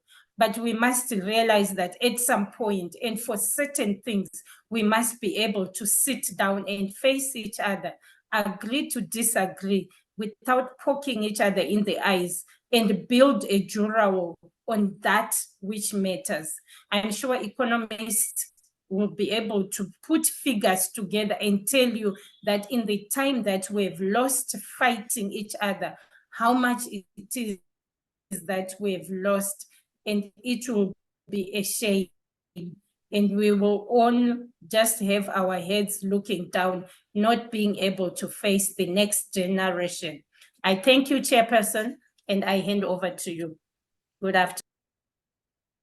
Thank you very much, Limai, for those quite very in-depth reflections on the both the Zimbabwe We Want, but also the Sabbath Call proposal. As we are reflecting now, we are still trying to reflect on the action points going forward. You have re-emphasized on the importance of consensus building around these issues that continue to be pressing for the nation. And as the Sabbath Call being one of the foundational and operational documents towards trying to reset, to renew as a nation. Being mindful of our time, allow me to take the next speaker to briefly reflect on the issues that have already been tabled, but trying to look more, Mr. Ovana, into how do we move forward, considering the fact that we are looking at the Sabbath Call proposal towards the Zimbabwe We Want as remaining a relevant document to our context. What could be some of the concrete action points going forward that we can try to action, but you can give us your further broad reflections as well on the two vision documents. Over to you. Thank you, Chair. The manifesto of Christ's manifesto centered around making the blind see, the deaf hear, freeing captives, and also proclaiming the Lord's year of favor. And I think the church does not have a different mandate, a different manifesto from that. The two documents that we are looking at are responding to a very serious problem. And the problem, according to me, is the what Mr. Bere mentioned, the failure of elections. Because I'm looking at what the document is responding to in any given society, or in a democratic society. Some of the issues, or most of the issues, would be responded to, or would be answered to, or would be addressed by elections. Elections, to me, are not just about answering who is going in to form the government, but what is the government going to do, and how that is done. Elections are about choice, choosing not only leaders, but choosing programs and projects. And how, and consenting to the implementation of those proposed projects and programs. When the document that we have are speaking to the development of a national vision and national values, this can also be addressed easily by the Constitution and also by elections. Because when politicians come with their proposals, they are saying, we want to do this, want to do that, we want to do that. And then the population or the electorate respond to that. They respond through the debates, through discussions, but more importantly, through the elections. When people vote, they're actually saying, yes, we agree to that vision, we don't agree to that vision, we want you to do this, we don't want you to do that. But in Africa, the biggest problem that we have, in Zimbabwe included, is that this is not what's happening with elections. Our elections are principally about, if you go to anywhere, even the most educated people, if you ask them, why are we having elections? Why are you voting? They'll tell you we are voting for a political party, or we're voting for a politician, and not about issues, not about projects and programs. I think I can give this example that the last election, if you ask how many, even those who are online now, those who are in this room, how many saw the manifestos of political parties? Because the manifesto is what the people are saying. I mean, what the political parties are saying, this is what we are going to do. If you vote for us, this is what we are going to do. So I'm saying the two documents are speaking to a deficit, or in response to a deficit that is common in Africa. And that deficit is that elections are largely meaningless. They are meaningless because elections have not been given a chance. The liberation struggle was fought principally for one person, one vote. You remember the core NIGMA, no independence before majority rule. The majority rule was around the universal suffrage. But then our elections have failed. And the opportunities that the Sabbath presented for me was that discussion. It is also important to note that this came in 40 years, the call for the Sabbath came in 40 years of independence. It's 2019, 2020 was 40 years of independence. And 40 years, in the life of a human being, it's the level of maturity where you're supposed to have matured and stuff like that. So we were called to reflect. For me, the call was a call to reflection, to say, let's stop and reflect what has happened in the 40 years. And I don't think that opportunity was taken seriously. We missed that opportunity to say, look, what happened in the first 5 years of independence? There was what happened? How can that be addressed? What happened in the first 20 years of independence? We had issues of ESAP. What happened with ESAP and stuff like that. So for me, the call was a call for reflection. Unfortunately, what then became dominant with the call was everyone just focused on don't have elections. So everything else was lost. And I think for me, that was a missed opportunity. So this call is too relevant for the sake of time, in the interest of time, as I would like to end by saying, this is still very much relevant. The next election, if we go for election, is 2028. We have about 4.5 years before the next election. We need to reflect what happened in the past. And why are elections? Because elections are supposed to be a means of conflict resolution. Of course, in our case, elections have become conflictive. Instead of being a means of addressing conflicts, elections have actually been the major cause of our problem. That we need to go back to the drawing board and say, how can we address what happened in the past? And how can we make sure that elections deliver on the promise of independence? Because elections are supposed to be a vehicle for that delivery. And we need, as church, to take the document to the grassroots, get everybody engaged. It's not just about engaging the political elites, but ensuring that everyone discusses, everyone talks about this.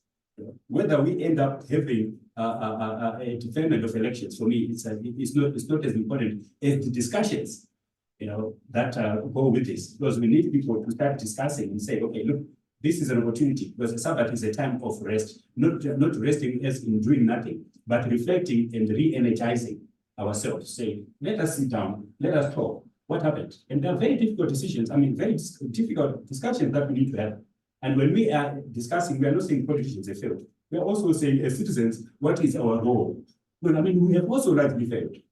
I know that things may not come out the way you want, but if you go back to the constitutional movement, I'm sure my brother is going to talk to that. It started with the church.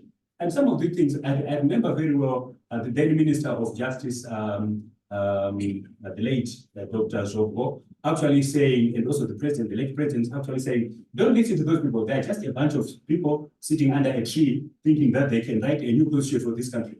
But now, 2018, we end up with a constitution. I remember also meeting some portfolio committee members some time back, presenting issues around electoral reforms. And the chair actually told us that, look, we may not take everything now, but mark my words, some of these things will come to pass. Some of these things will happen. So don't give up. And 2007, I think, that is when we actually had this voting in one day, counting in situ, announcement of results, at the center and stuff like that. So my call is not to give up, but to take this seriously and take it to the people. Thank you so much for those reflections, Mr. Mofana.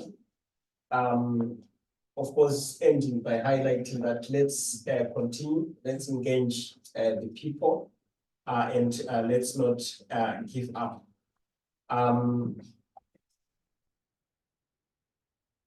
As we come towards the end of our conversation, one of the main critiques of the Sabbath Call was around its constitutionality.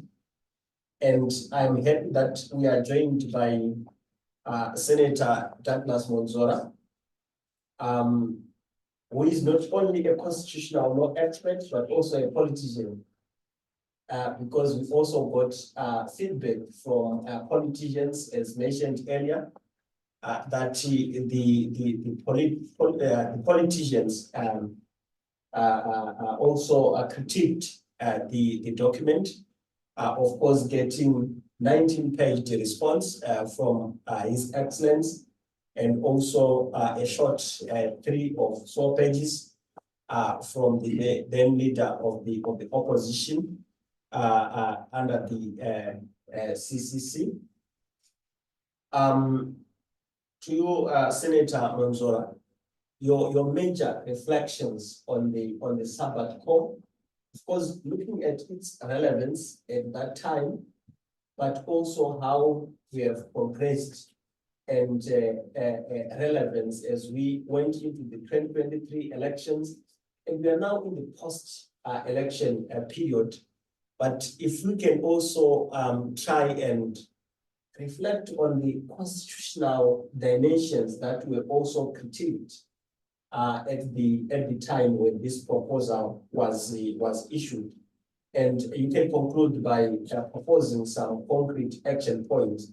How can the church push forward this agenda of having the Zimbabwe we want, a united, a peaceful, a just, and prosperous nation? Over to you, Senator. Oh, thank you very much, Mr. Chairman. I want to thank Church for inviting us to this very important discussion. I want to pay tribute to the speakers before me for very reflective and detailed and enriching analysis. Let me start by saying that the call by the church is relevant. It is relevant in the sense that it is a way of getting Zimbabweans to discuss, Zimbabweans to be involved to engage in conversation. The political, economic, social discourse in Zimbabwe is a typical conversation of the deaf. Nobody listens to the other. And this call by the church is very, very important because they are saying, let's discuss in a not so popular phrase that I was known for. I called for what's called rational disputation. Rational disputation has become more and more important. Maybe at the time that we said it, it was not understood. Now, before I go to the issue of the constitution and everything else, let me just talk of the obvious that everybody's noticing, and that needs to be dealt with in Zimbabwe. There is endemic poverty in Zimbabwe. There is unemployment in Zimbabwe. There is galloping inflation in Zimbabwe. In fact, we have a currency that we are not all sure of right now. And if what we are reading about is anything to go by, we are having a currency that is losing value before it even gets into circulation. I wanted to pay something in local currency, and I was given conflicting rates that are now operating for the Zimbabwe board. So we have galloping inflation. We have a country that is internationally ostracized. Zimbabwe internationally is isolated. We are under sanctions. Of course, there were sanctions that were removed by the United States, but these sanctions that were removed were only the executive orders. The actual sanctions have remained. The era has remained. So Zimbabwe is internationally isolated. We have corruption of the highest order that is there in Zimbabwe. We have a problem of health. We have a problem of education. In fact, when schools were opened in January, there was a report that 500,000 students were unable to go back to school because their parents could not afford school fees. So this is what Zimbabwe finds itself, that Zimbabwe finds itself in. And let me just go to the history of elections in Zimbabwe post-independence. Of course, pre-independence, the elections were a racial issue. But after independence, we have never had an undisputed election. The election of 1980 was marred by violence. It was marred by intimidation. Some freedom fighters did not go to the assembly points, but remained in the villages, telling people who to vote for. Then we had 1985. With 1985, there was a lot of violence targeting PF ZAPU, UANC, ZANU-PF. And the late president, the prime minister then, Mugabe, was notorious for a phrase, so it was an unfree, unfair affair. Then we had the 1990 elections. The climax of that election process was the shooting of Patrick Komba in Guerrero. Again, an unfree and unfair state of affairs. Then 1995, I am able to tell you that in 1995, I tried to stop that election. I went to the Constitutional Court, the Supreme Court then, trying to stop the election on the basis that it was unfair. And I think I was around 25 years of age. And quite a number of people thought I was crazy. But I was trying to say that the electoral playing field is not even.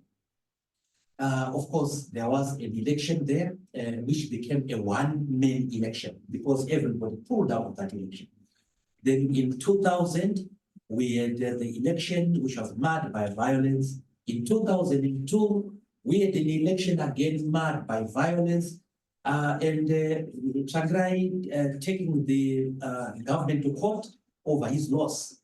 And it's funny to say that the judgment is not yet out. Then we had 2005, 2008, I can't even repeat to you what happened in 2008. The country was in total chaos. There was so much bloodletting of innocent Zimbabweans.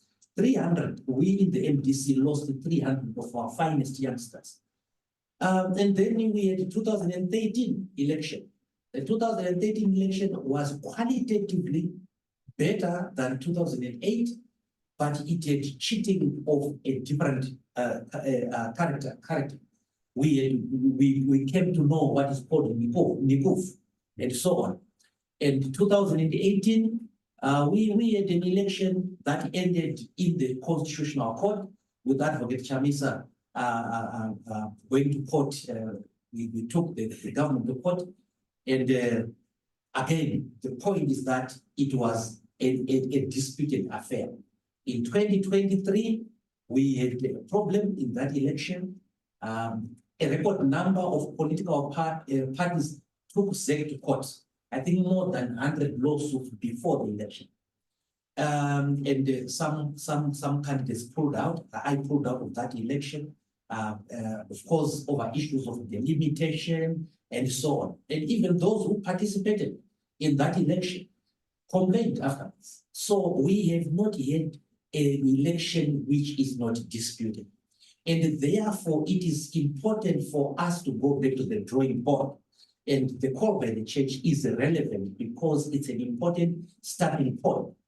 It is clear that 2028 elections will not be free and fair. Number one, we are going to have this election under the delimitation report, the current delimitation report that was impugned by political parties. And that case is still in the High Court as we speak. So already we have a disputed election before it happens. And the disputing of an election does not do Zimbabwe any good. So it is important that political parties, the church, should now engage in conversation. Of course, there is the issue of the Sabbath. Should we put a moratorium on elections? Some argue that we must. The problem about elections, and this is where my point is, the problem about elections in Zimbabwe is not the timetable. The timetable is not a problem. The problem in Zimbabwe is the freeness and fairness of the elections. We cannot have elections without electoral reforms. We need key electoral reforms in this country.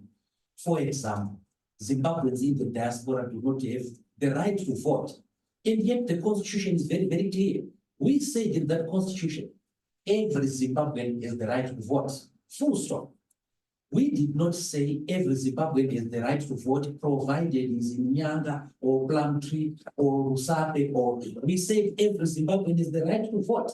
And we have massive disenfranchisement of Zimbabweans. So we need to address that. We have the issue of the independence of the Zimbabwe Election Commission, for example. And the problem with the ZEC is not the commission itself, because the commission is appointed through public interest. That's not the problem with ZEC. The problem with the ZEC are the subcommittees that are under ZEC. The logistics subcommittee, I think there's the accreditation subcommittee. These are made up of people who are from Foreign Affairs Ministry, from the Justice Ministry, from the President's office. So we have the executive running elections in Zimbabwe. And that is something that we need to address. So whether we are going to have a moratorium is another argument. But we must have not a moratorium for the sake of it, but in order to redress something. It's not enough to say, let's not go to elections, let the president who is there and the parliament that is there remain in office and leave it there. We must have a moratorium in order to fix something. And that something are electoral reforms. Now, I just want to go to the law. The law says, the Constitution of Zimbabwe, we must have elections after every 5 years. And the Constitution also talks of the sovereignty of the people, the right of the Zimbabweans to determine their own destiny. And they should do this through choosing a government that they want. And this happens through a modicum of free and fair elections. Now, if we go to the Sabbath, if you go the Sabbath route, it conflicts with that principle. So you cannot have a Sabbath without changing the constitution. And in order to do that, this particular amendment will need 2/3 in Parliament to vote for the bill for it to go to the referendum, then it needs a referendum. And in this case, we are going to have two referendums. The first referendum will be the referendum which talks about extending the term limit of the president and the parliament.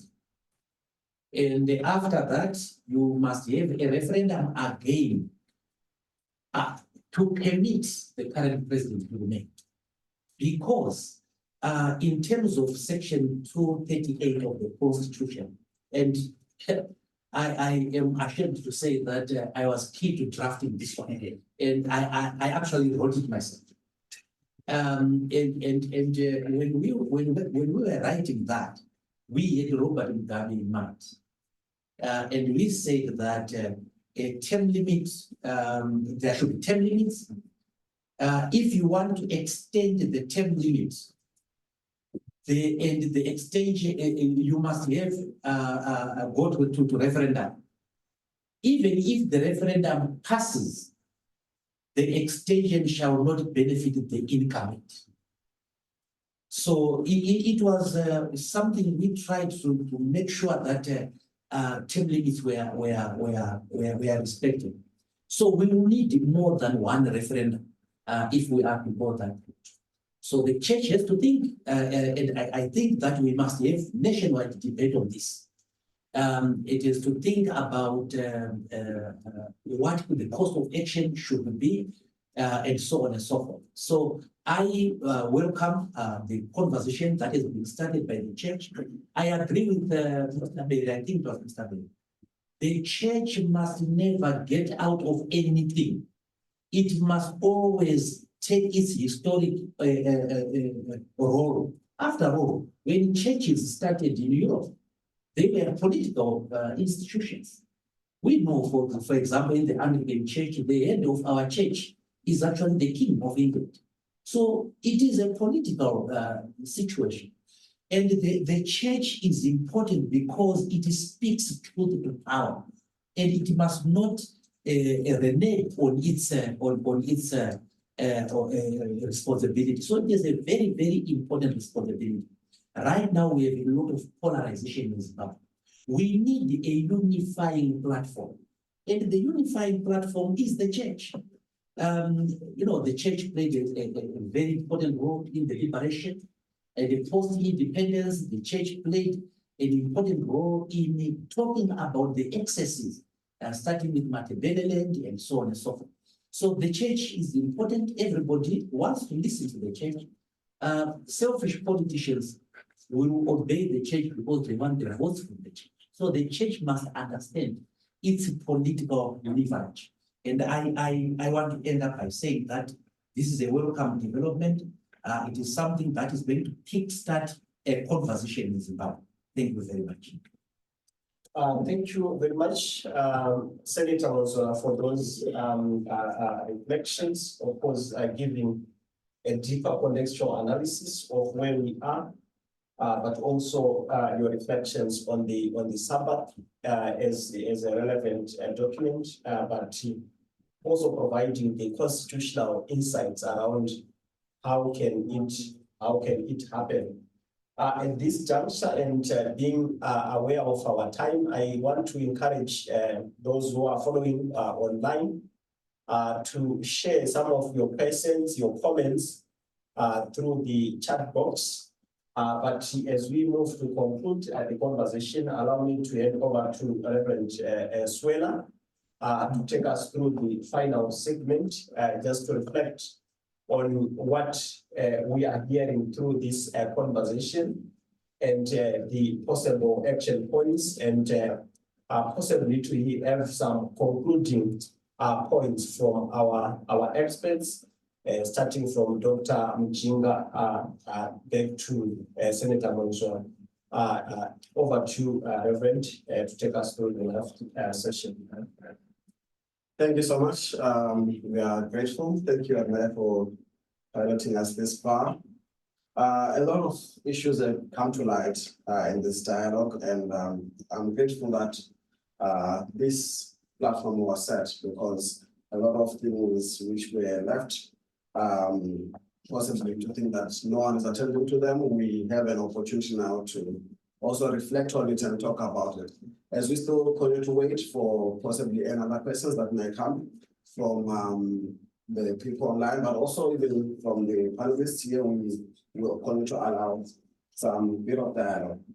However, I'm very grateful to Pastor Makwara, who gave us a very insightful build up to the call, and that has helped for that we should also understand that the key for all the men of God behind this was to make sure that at least the nation gets some rest. In this process, the rest is what would inspire the rejuvenation and also the revival of all the other aspects within the growth of the nation. It is of great importance that many times when I reflect on this issues of Sabbath, whenever the time came, it's a controversy already from the time of, even before the Reformation, through the Reformation to this day. And Martin Luther himself would say that the people are restless over the day of rest. And many times this actually comes to mind now, that possibly the controversy behind the titling of the whole call has actually cost some bit of rest, but the essence behind it was that people should get some rest. Maybe if I could come back to you, Rev, to maybe further reflect on that. Would you say that from your comments, you were explaining the fact that this was a very good product? Would you think that maybe it was poorly marketed? Or maybe it was taken to the wrong market? Like in light of the fact that many questions and seeking for clarity came in from the pastors. So possibly, is it an issue of the way it was brought to them, or were there other dangers in allowing this method whereby we go to the grassroots first, make sure that the thought is actually has consensus within the whole church, and then ultimately we'll take it to the governing bodies? Thank you, let's for that follow-up. Suffice to just indicate that whilst the final decision and statement came in May after the Episcopal Conference, but in terms of the constitutive pointers and representations, we're coming through our Justice and Peace Commissions within the umbrella bodies. So that, in our understanding, was also a reflection of what is coming from the communities where the church has its hands and feet operating. So it cannot be then said it was just a few elite who said their own idea, but in our understanding of how the system generating that content, it was actually a bottom-up process to representing what people were saying. And if you also want to corroborate that, you actually then find that in terms of the substantive elements that are contained, there was no revulsions around what was being said about why you want to do these things. But I guess, as you are rightfully saying, maybe there was need to have messaged it better, have more frequent localized conversations about this. It's something that we are learning, we've learned from that process as well. But I think you may also want us to never discount the kind of context we were dealing with. Because post-election, there's always this idea of consolidation, and there's the idea of others contesting. So when you're operating in such a space, someone is trying to consolidate and feels that whatever you are trying to suggest, which is not the norm, you are trying to take away something, from them. I actually remember in the response from His Excellency say that, the church seemed to be trying to help an ungrateful user, something like we're coming alongside of an ungrateful user. So already they are trying to consolidate, and you are being accused of being an instrument of a loser. So naturally, it becomes really a fight. And as the church, we don't fight using the weapons of this world. We have other means. That's how we are raised in that area. So it's one area we also noticed. And also the opposition in that space of time, they felt that by now suggesting we stop next election, also are contesting this one, you seem to be saying, let's indefinitely extend, the tenure of the one we are trying to contest. So it was an issue of saying there are also interests as politicians. They felt they were threatened too much by this proposal. So I want to just our audience to be alive to some of these dynamics that sometimes you might have the right message, but if the audience is not ready for it, they'll never receive it. Just like Christ, he told them that I'm going to go to Jerusalem. I'm going to suffer, and on the third day I will rise. When things were happening, no one remembered the message of Jesus because it was what they were expecting. So sometimes you then learn with the insights. Oh, okay, maybe we could have been patient this way, but also alive of the dynamic. But the good thing is, the word of God encourages us. When God sends a word through his prophet, it will not come back to him void. It will not come back without having fulfilled this purpose. And I'm happy that as we reflect now, there seems to be that appreciation of the purpose of that. And then we can always improve on the language, improve on those things. But like I initially said, the intention was not to come with a already full-baked proposal. The idea was we have prayed about this thing. We think among ourselves, we can find people who can lead us. And it was never going to be the first time to have a referendum. It was never going to be the first time we got to have a political dialogue of some sort. So we felt that, the Bible says you are small gods. We felt like if God, all things are possible, a small God, it can be possible. We can have consensus on how we can save Zimbabwe from what we think is our political desire, but actually the nation's desire. So I think going forward, we need to continue to emphasizing peace building, we need to continue emphasizing nation building. You may build institutions, but if you don't build people, those institutions, we have people who are not able to sustain those institutions. Hence, we have got the same problem. So I think those can also be takeaways that can help us as we push forward. Thank you so much, Pastor. I'm sure the key challenge we are having, like during this time, is an issue of trust. You raise the issue of trust, which is widespread now, not only in politics, but even in economics now and everything. And maybe this connects well with what Senator Douglas Monzore has also mentioned. From your perspective, they're saying the challenge we have with our elections is not with the timeline. But one of the issues raised is that the timeline brings back elections before we even recover from the losses of the previous ones. We're having 5 years in which we have elections which are a burden to the nation's economy. And while these two are not even recovered from that, we have more elections. So do you think that saying that the timeline is not a problem, is it a self-statement?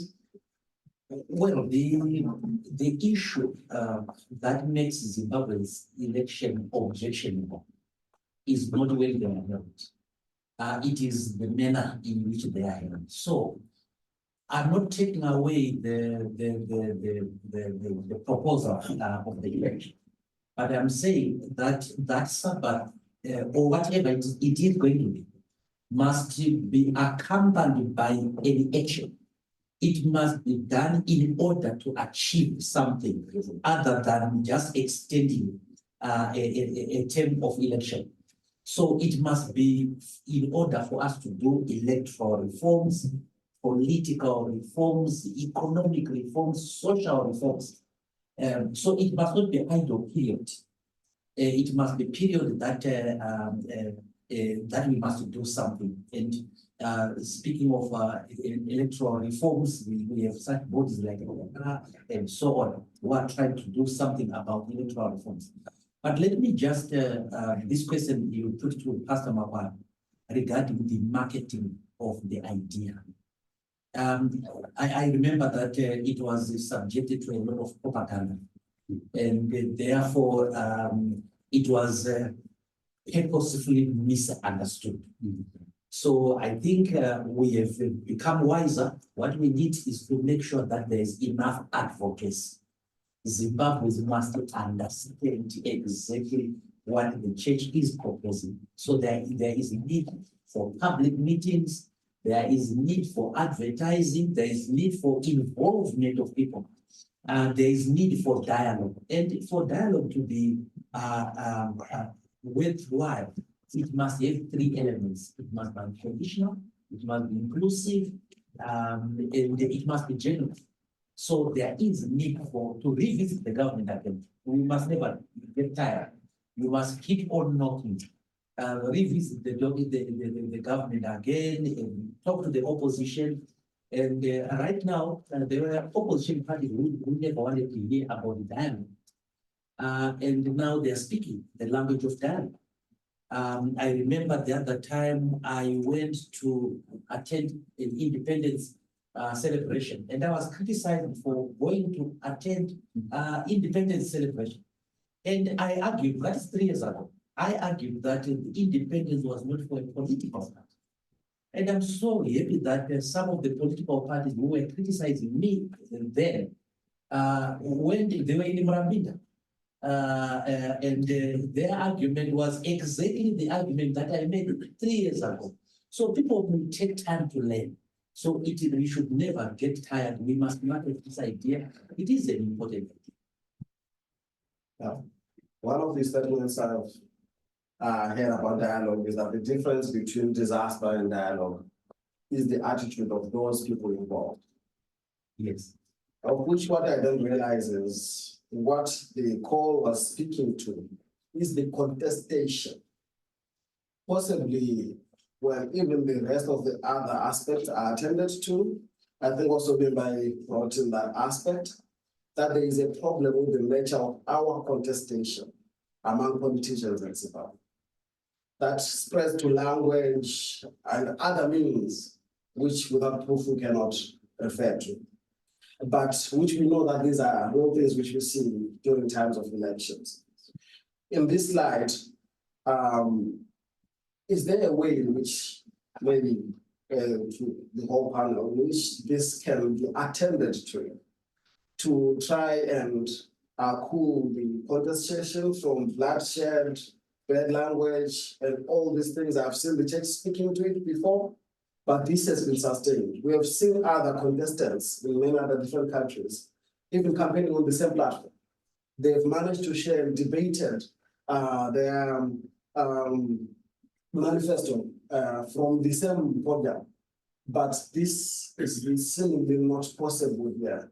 There is so much contestation, which is so negative in our I don't know if there is a way, probably from the GS, from anybody here, where we can find a way to calm that, so that at least if that is attended to, possibly, then we can be able to have proper dialogue, which will be the one which will help us to have a fair election round. If I may start, they say complicated problems can have very simple answers. And the answer to the Zimbabwean problem that you are talking about is so open that people don't notice it. It is worked in Zimbabwe before, and that is dialogue. We attained our independence partly because of dialogue at Landeshaus. We ended the bloodletting in Matabeleland as a result of dialogue, the signing of the Unity Accord. It went. And we ended the bloodletting of 2008 via dialogue, and we then had an inclusive government which improved the lives of the people of Zimbabwe. So dialogue has worked before, and dialogue is beckoning to the Zimbabweans. I am here, I am the solution. Now, this is where the church comes in now to then encourage that dialogue. Brother must speak to brother, sister to sister, and so on, because it has worked before in this country. I am going to concur with Senator Mzoat that the solution to our problems in this country is an all-inclusive dialogue.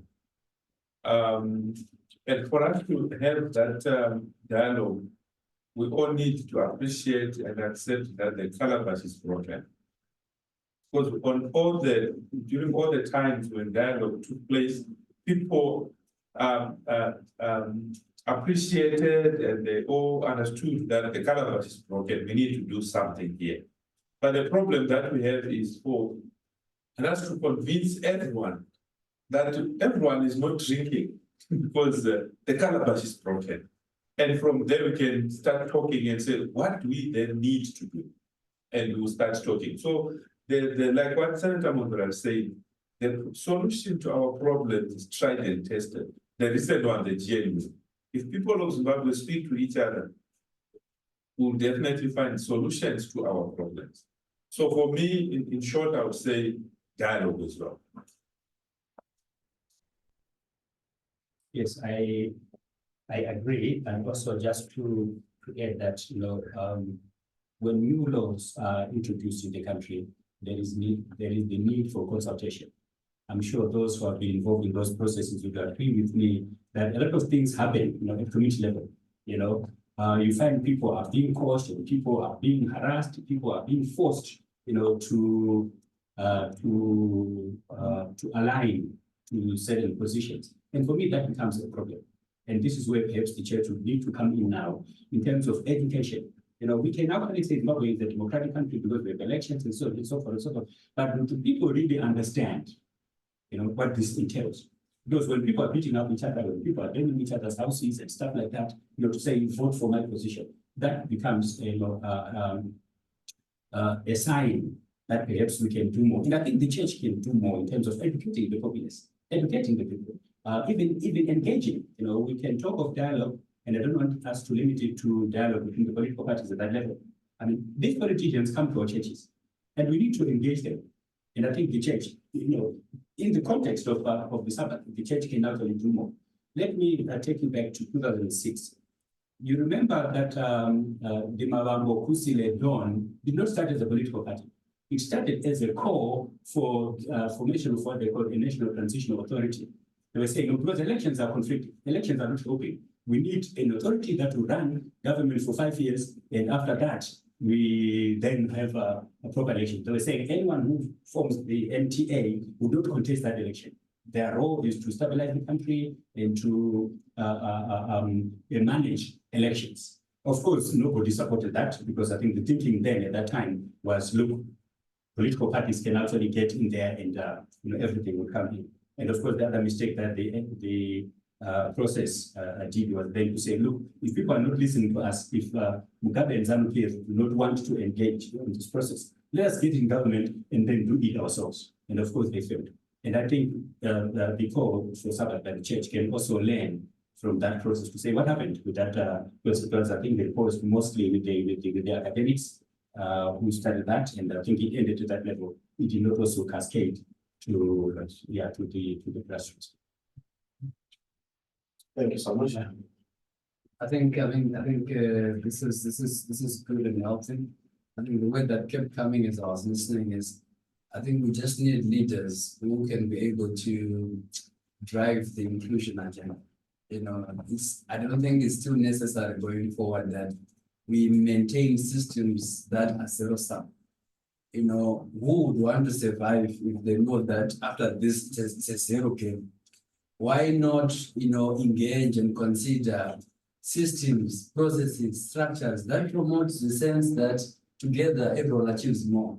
Why should it be just, only a few? So my sentiment is to add to the dialogue. The conversation is about, can we have leadership drive the agenda of inclusion very seriously? We can't just say leave no one behind. And when we are asked, someone is not here, how come this is not happening somewhere? We have got excuses to that effect. So if we can be able to begin to have conversations, how can we include each other from the family? Sometimes, I remember my parents, they never often consulted us on certain things, but because I'm a parent now, the way I'm raising my own children, looking at what is happening, I can't just do without talking to them. It's because I realized, together we must all own this thing, and accountability becomes easier. It's easier for my son, my daughter to be accountable because they know that everyone is expecting me to make this contribution. And after all, whatever I do is for everyone to benefit. So I'm just encouraging those who have got the power right now to make adjustments in frameworks that promote inclusion. Why not have conversations about that? We have had, as an organization, Election Zone Center, we have done researches around inclusion. We have seen that there is gross exclusion. We have exclusionary politics, exclusionary decision-making, everything. Some people just have to wait to become beneficiaries. But why not then begin to promote inclusion of the vulnerable in the decisions we make? we're talking about zinc. I never heard a consultation about the vendors being asked, how do you think the new currency should be designed? But you expect the people to be the ones transacting on it every day. And when they start asking questions, we need to be inclusive as we promote this kind of culture. Thank you. So I'm not fucking back to you. The issues which have been raised towards our way forward issues of consensus, dialogue and inclusion. But in this, what is salient and interesting is that we should agree that we've got a broken calabash. I'm sure we know that in the calabash there's no milk, but there are trust issues. We don't know what happened to the milk. Some are not even sure if the milk got in there. Some are not sure if it went in and then somebody took it. But all we're sure about is that the calabash has no milk. And because of those trust issues, there is a lot of tension now. The vibe which is currently in the country, which remember earlier on called this contestation among people, is actually a result of the fact that we have gone possible for such a long time. And that's, if the scripture says that prolonged hope, it actually hurts, And ultimately, this is what is causing this vibe among people, because we have had hope crashed many, many times, and people are trying to build up on this. I don't know if we can be able to actually itemize the very things which we really would list to say actionables the church should, so that maybe the secretariat, as it remains here, and as the church bodies once again come together, would seek to reach particular activities or some things which they need to do as recommendations. Of course, these are not final, and these are just suggestions which the bodies together can come and say, how do we then take it from here? Yes, we mentioned this is a consensus, but theologically, before we get to that listing of activities, we mentioned that this is a prophetic paper. However, I always compare being prophetic and being institutional as not really something. Prophets actually rose because the priests had become dormant. They were working, but then the government or kings then managed to bring the prophets, the priests out of them, because they're the ones holding them, and they began feeding them. We know Isaiah was a court prophet who would just come to the king anytime freely. And ultimately, there was need for another system out of the system of the priests, and that was when the prophets came. They didn't do things according to the status quo. They didn't have the structure which they had. And when we mentioned it, it was striking to me that actually, maybe this paper was not supposed to wait for all the processes needed to hit somehow to bring the shock, which is brought to the church members. But how can our leaders say that we stopped voting? When this is what people fought for in the beginning. But then in the process, we think around it, it's actually begins to make sense to us. But I don't know if that has to do also with their consensus, or then we should make sure that the church has that double role. Yes, it is an institution, and once again, it has that prophetic role. So I don't know if we should just do a round, because I don't see anything coming up online. So if I can start, Chair. All right, yes, everybody, you can proceed. I'm sorry, Reverend, for cutting you, but I couldn't find anywhere where I could raise my hand. But I thought that what you were saying was very important, that it will not be worthwhile if we leave this platform without sharing which way we think the church ought to go now. And I believe that one of the key things which the other Reverend mentioned on leadership, all movements and institutions have leaders, and there is serious limitation in terms of how the leaders lead their following and how they bring them together, and what is it that people rally around behind a person. And I want to believe that we need a serious school of leadership. I think a lot of institutions are suffering because of the lack of it, where people now have taken it that let's just work towards the term, 5-year term, and go for elections, or let's work towards filling stadiums, which is all fine. But what is it that we are calling a political leader? Or what is it that we are saying is leading us as a people? So I believe that we have a serious poverty of leadership that is going to need addressing. It is not just in the top echelons, but even within the circles.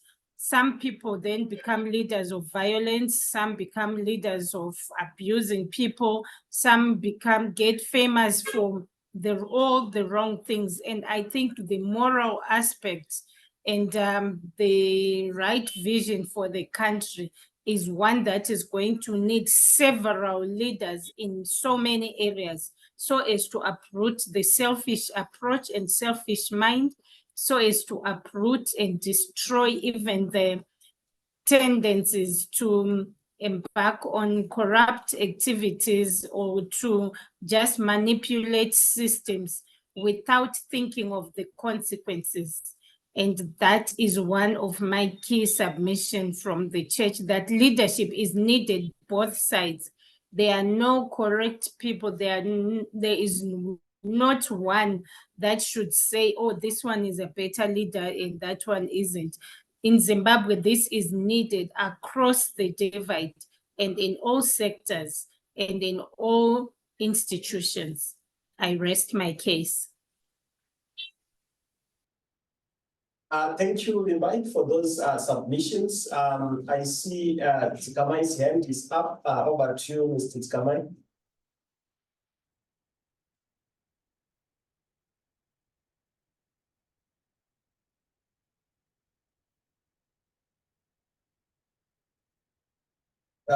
Mr. Tsikamai, you can unmute and make your submissions.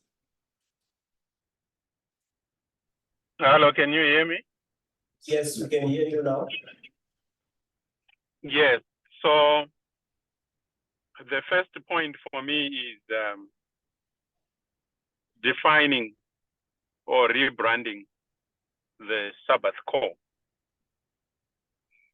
There are different ways that we can do it, but I think at the consensus coming out is that the message in terms of substance has become more relevant today.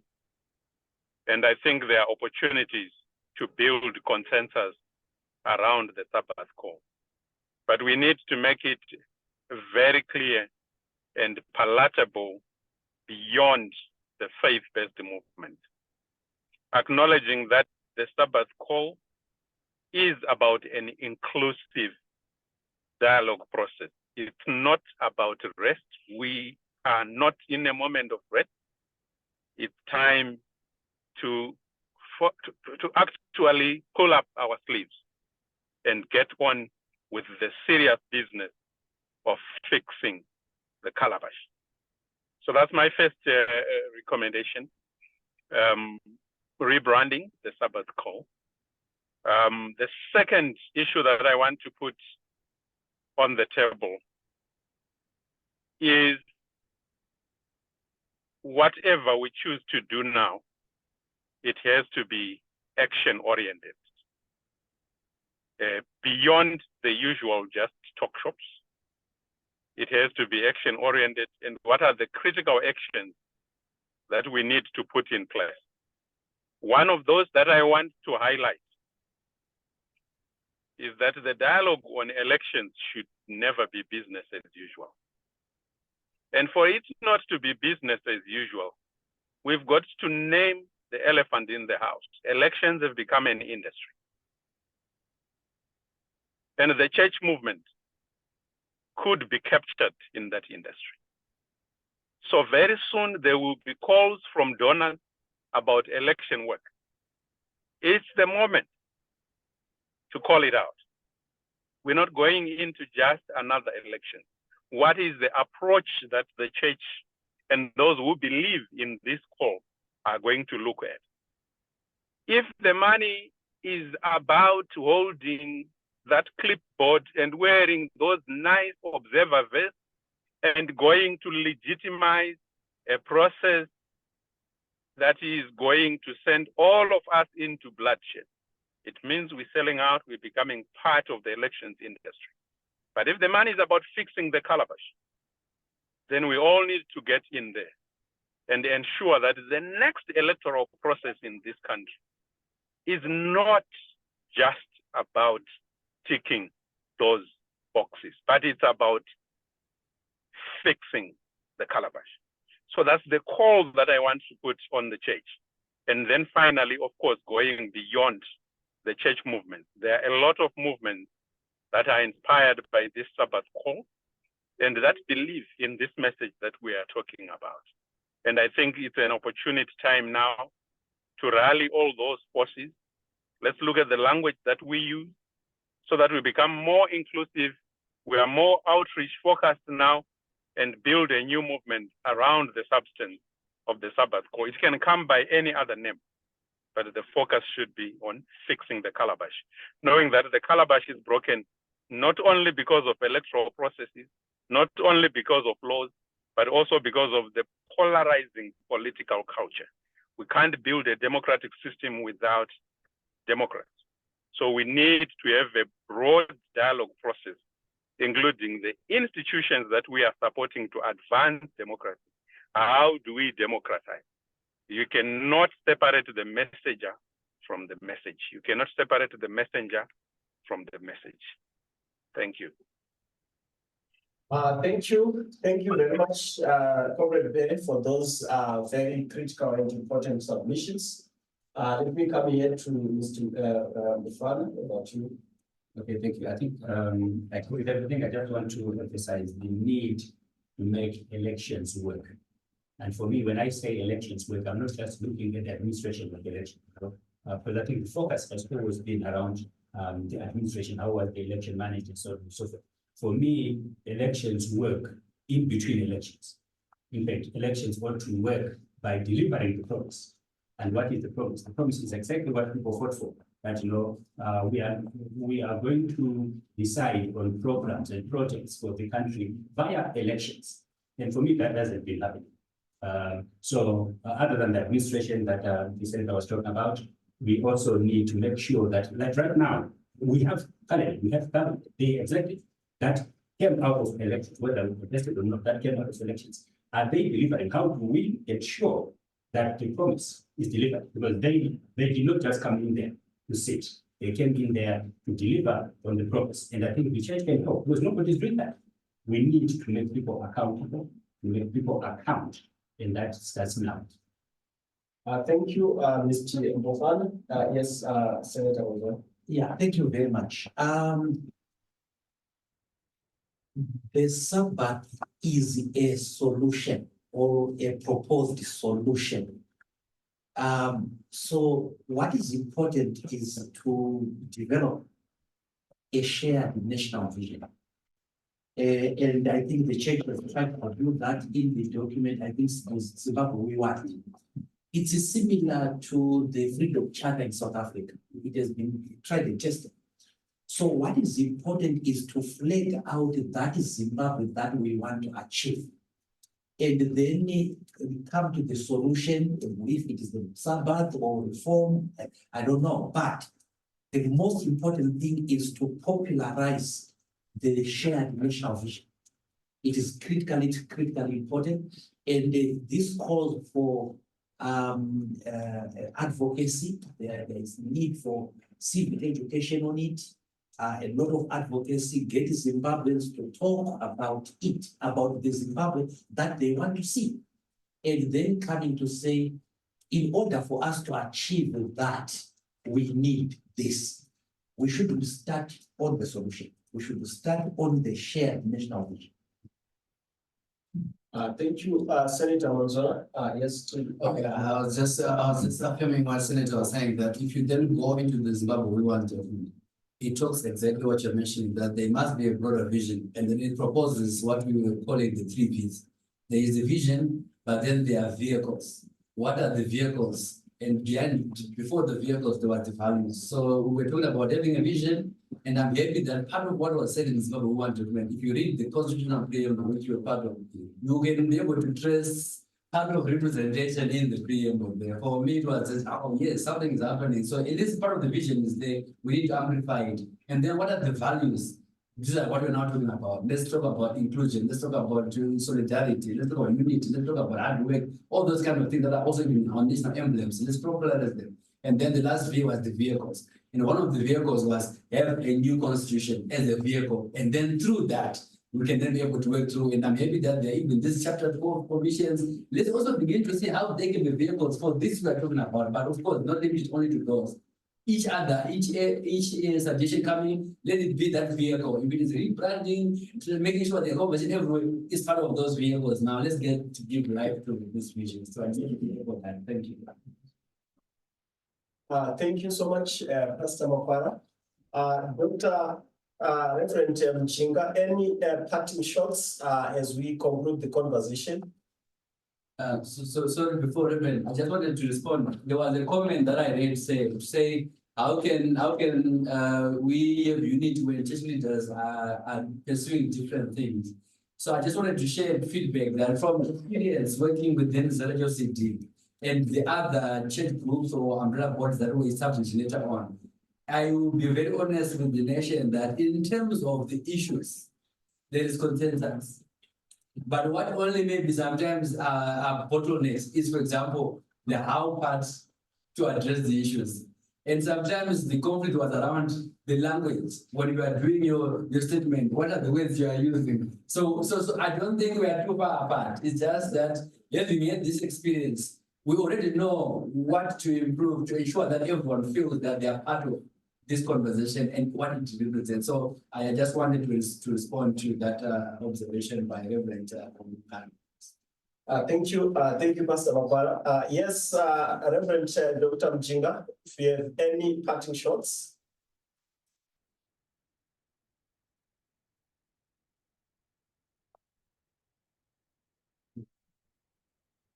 Yes, it's still in.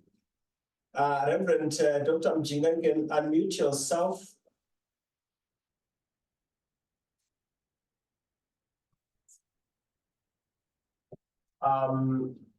I cannot hear anything from Reverend Dr. Mchinga. Allow me to, yes, he is unmuted now. Dr. Mchinga? Yes, sir.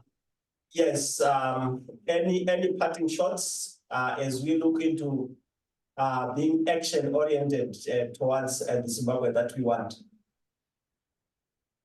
I want to thank the ideas that were brought by the panelists. They were very, very, very important. I think maybe from the observations that I did and also the findings, I think we are agreeing one way or the other that we need to rework on our document, either renaming it or rebranding it, but more importantly, you have a shared common vision where everyone becomes part of it. So I think those ideas that were brought by people are very important. Synthesize them and also make a document. Also give people to read. Also, I think what we need now is to have the proper information before we go out of the showroom. Thank you.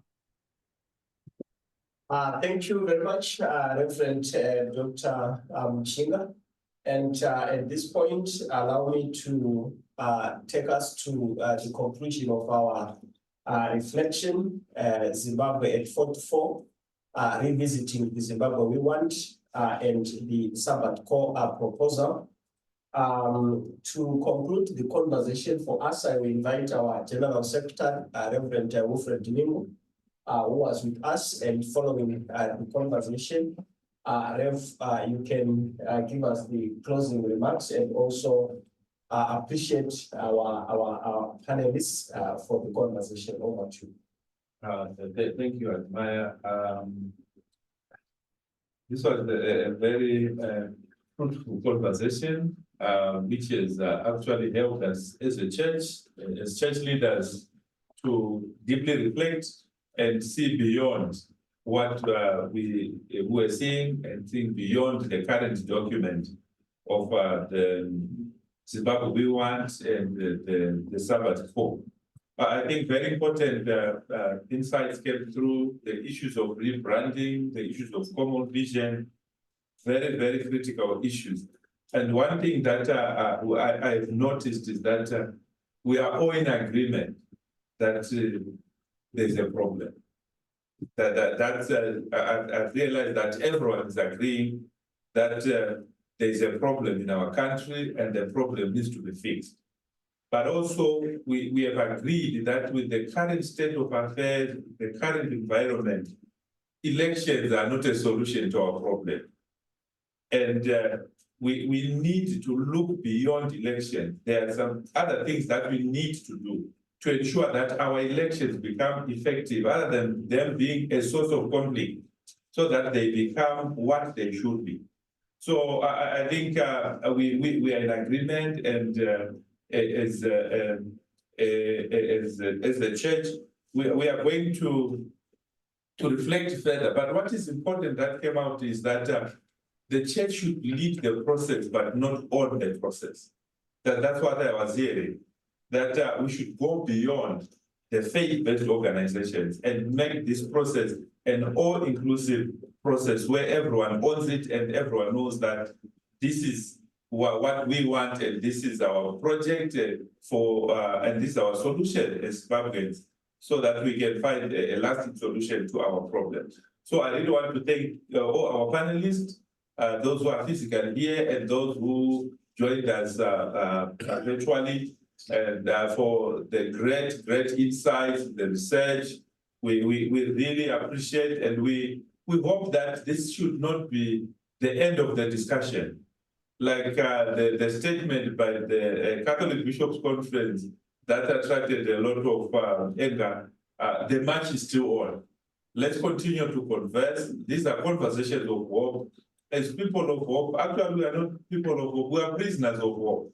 Because the moment we stop hoping, we cease to be people. So let's continue these conversations outside this structured, not structured currents, structured conversations, and even informal conversations. Let's communicate and let's continue to bring ideas on what can be done and how we can tackle the problems and how we can move forward beyond where we are. Like what others have been saying, that the Sabbath Call is a good document, but it's a starting point of having a conversation that we will bring the Zimbabwe we want. So I really want to appreciate your coming. I know we're supposed to end at 5. It's now after 5:30, but you are still with us. I really appreciate your patience, your commitment, and your contributions. May the good Lord bless you. Thank you. Thank you. Thank you very much, Jess. If you can also pray for us. Okay, I'll request Pastor Mabara can pray for us. Let's thank the Lord. Our Father, we want to thank you and honor you. Thank you for giving us the gift of life. Thank you, O God, for your goodness. Your word, it reminds us that from the rising of the sun to the going down of the same, his name is to be exalted. So Lord, even at this hour, we exalt your name for your faithfulness. You said, let there be light, and it was even until this day. Lord, you are our example of what it is to be faithful in service. I pray that, Father, as we were deliberating, may this not just be our words, but Lord, may there be a birthing of something great.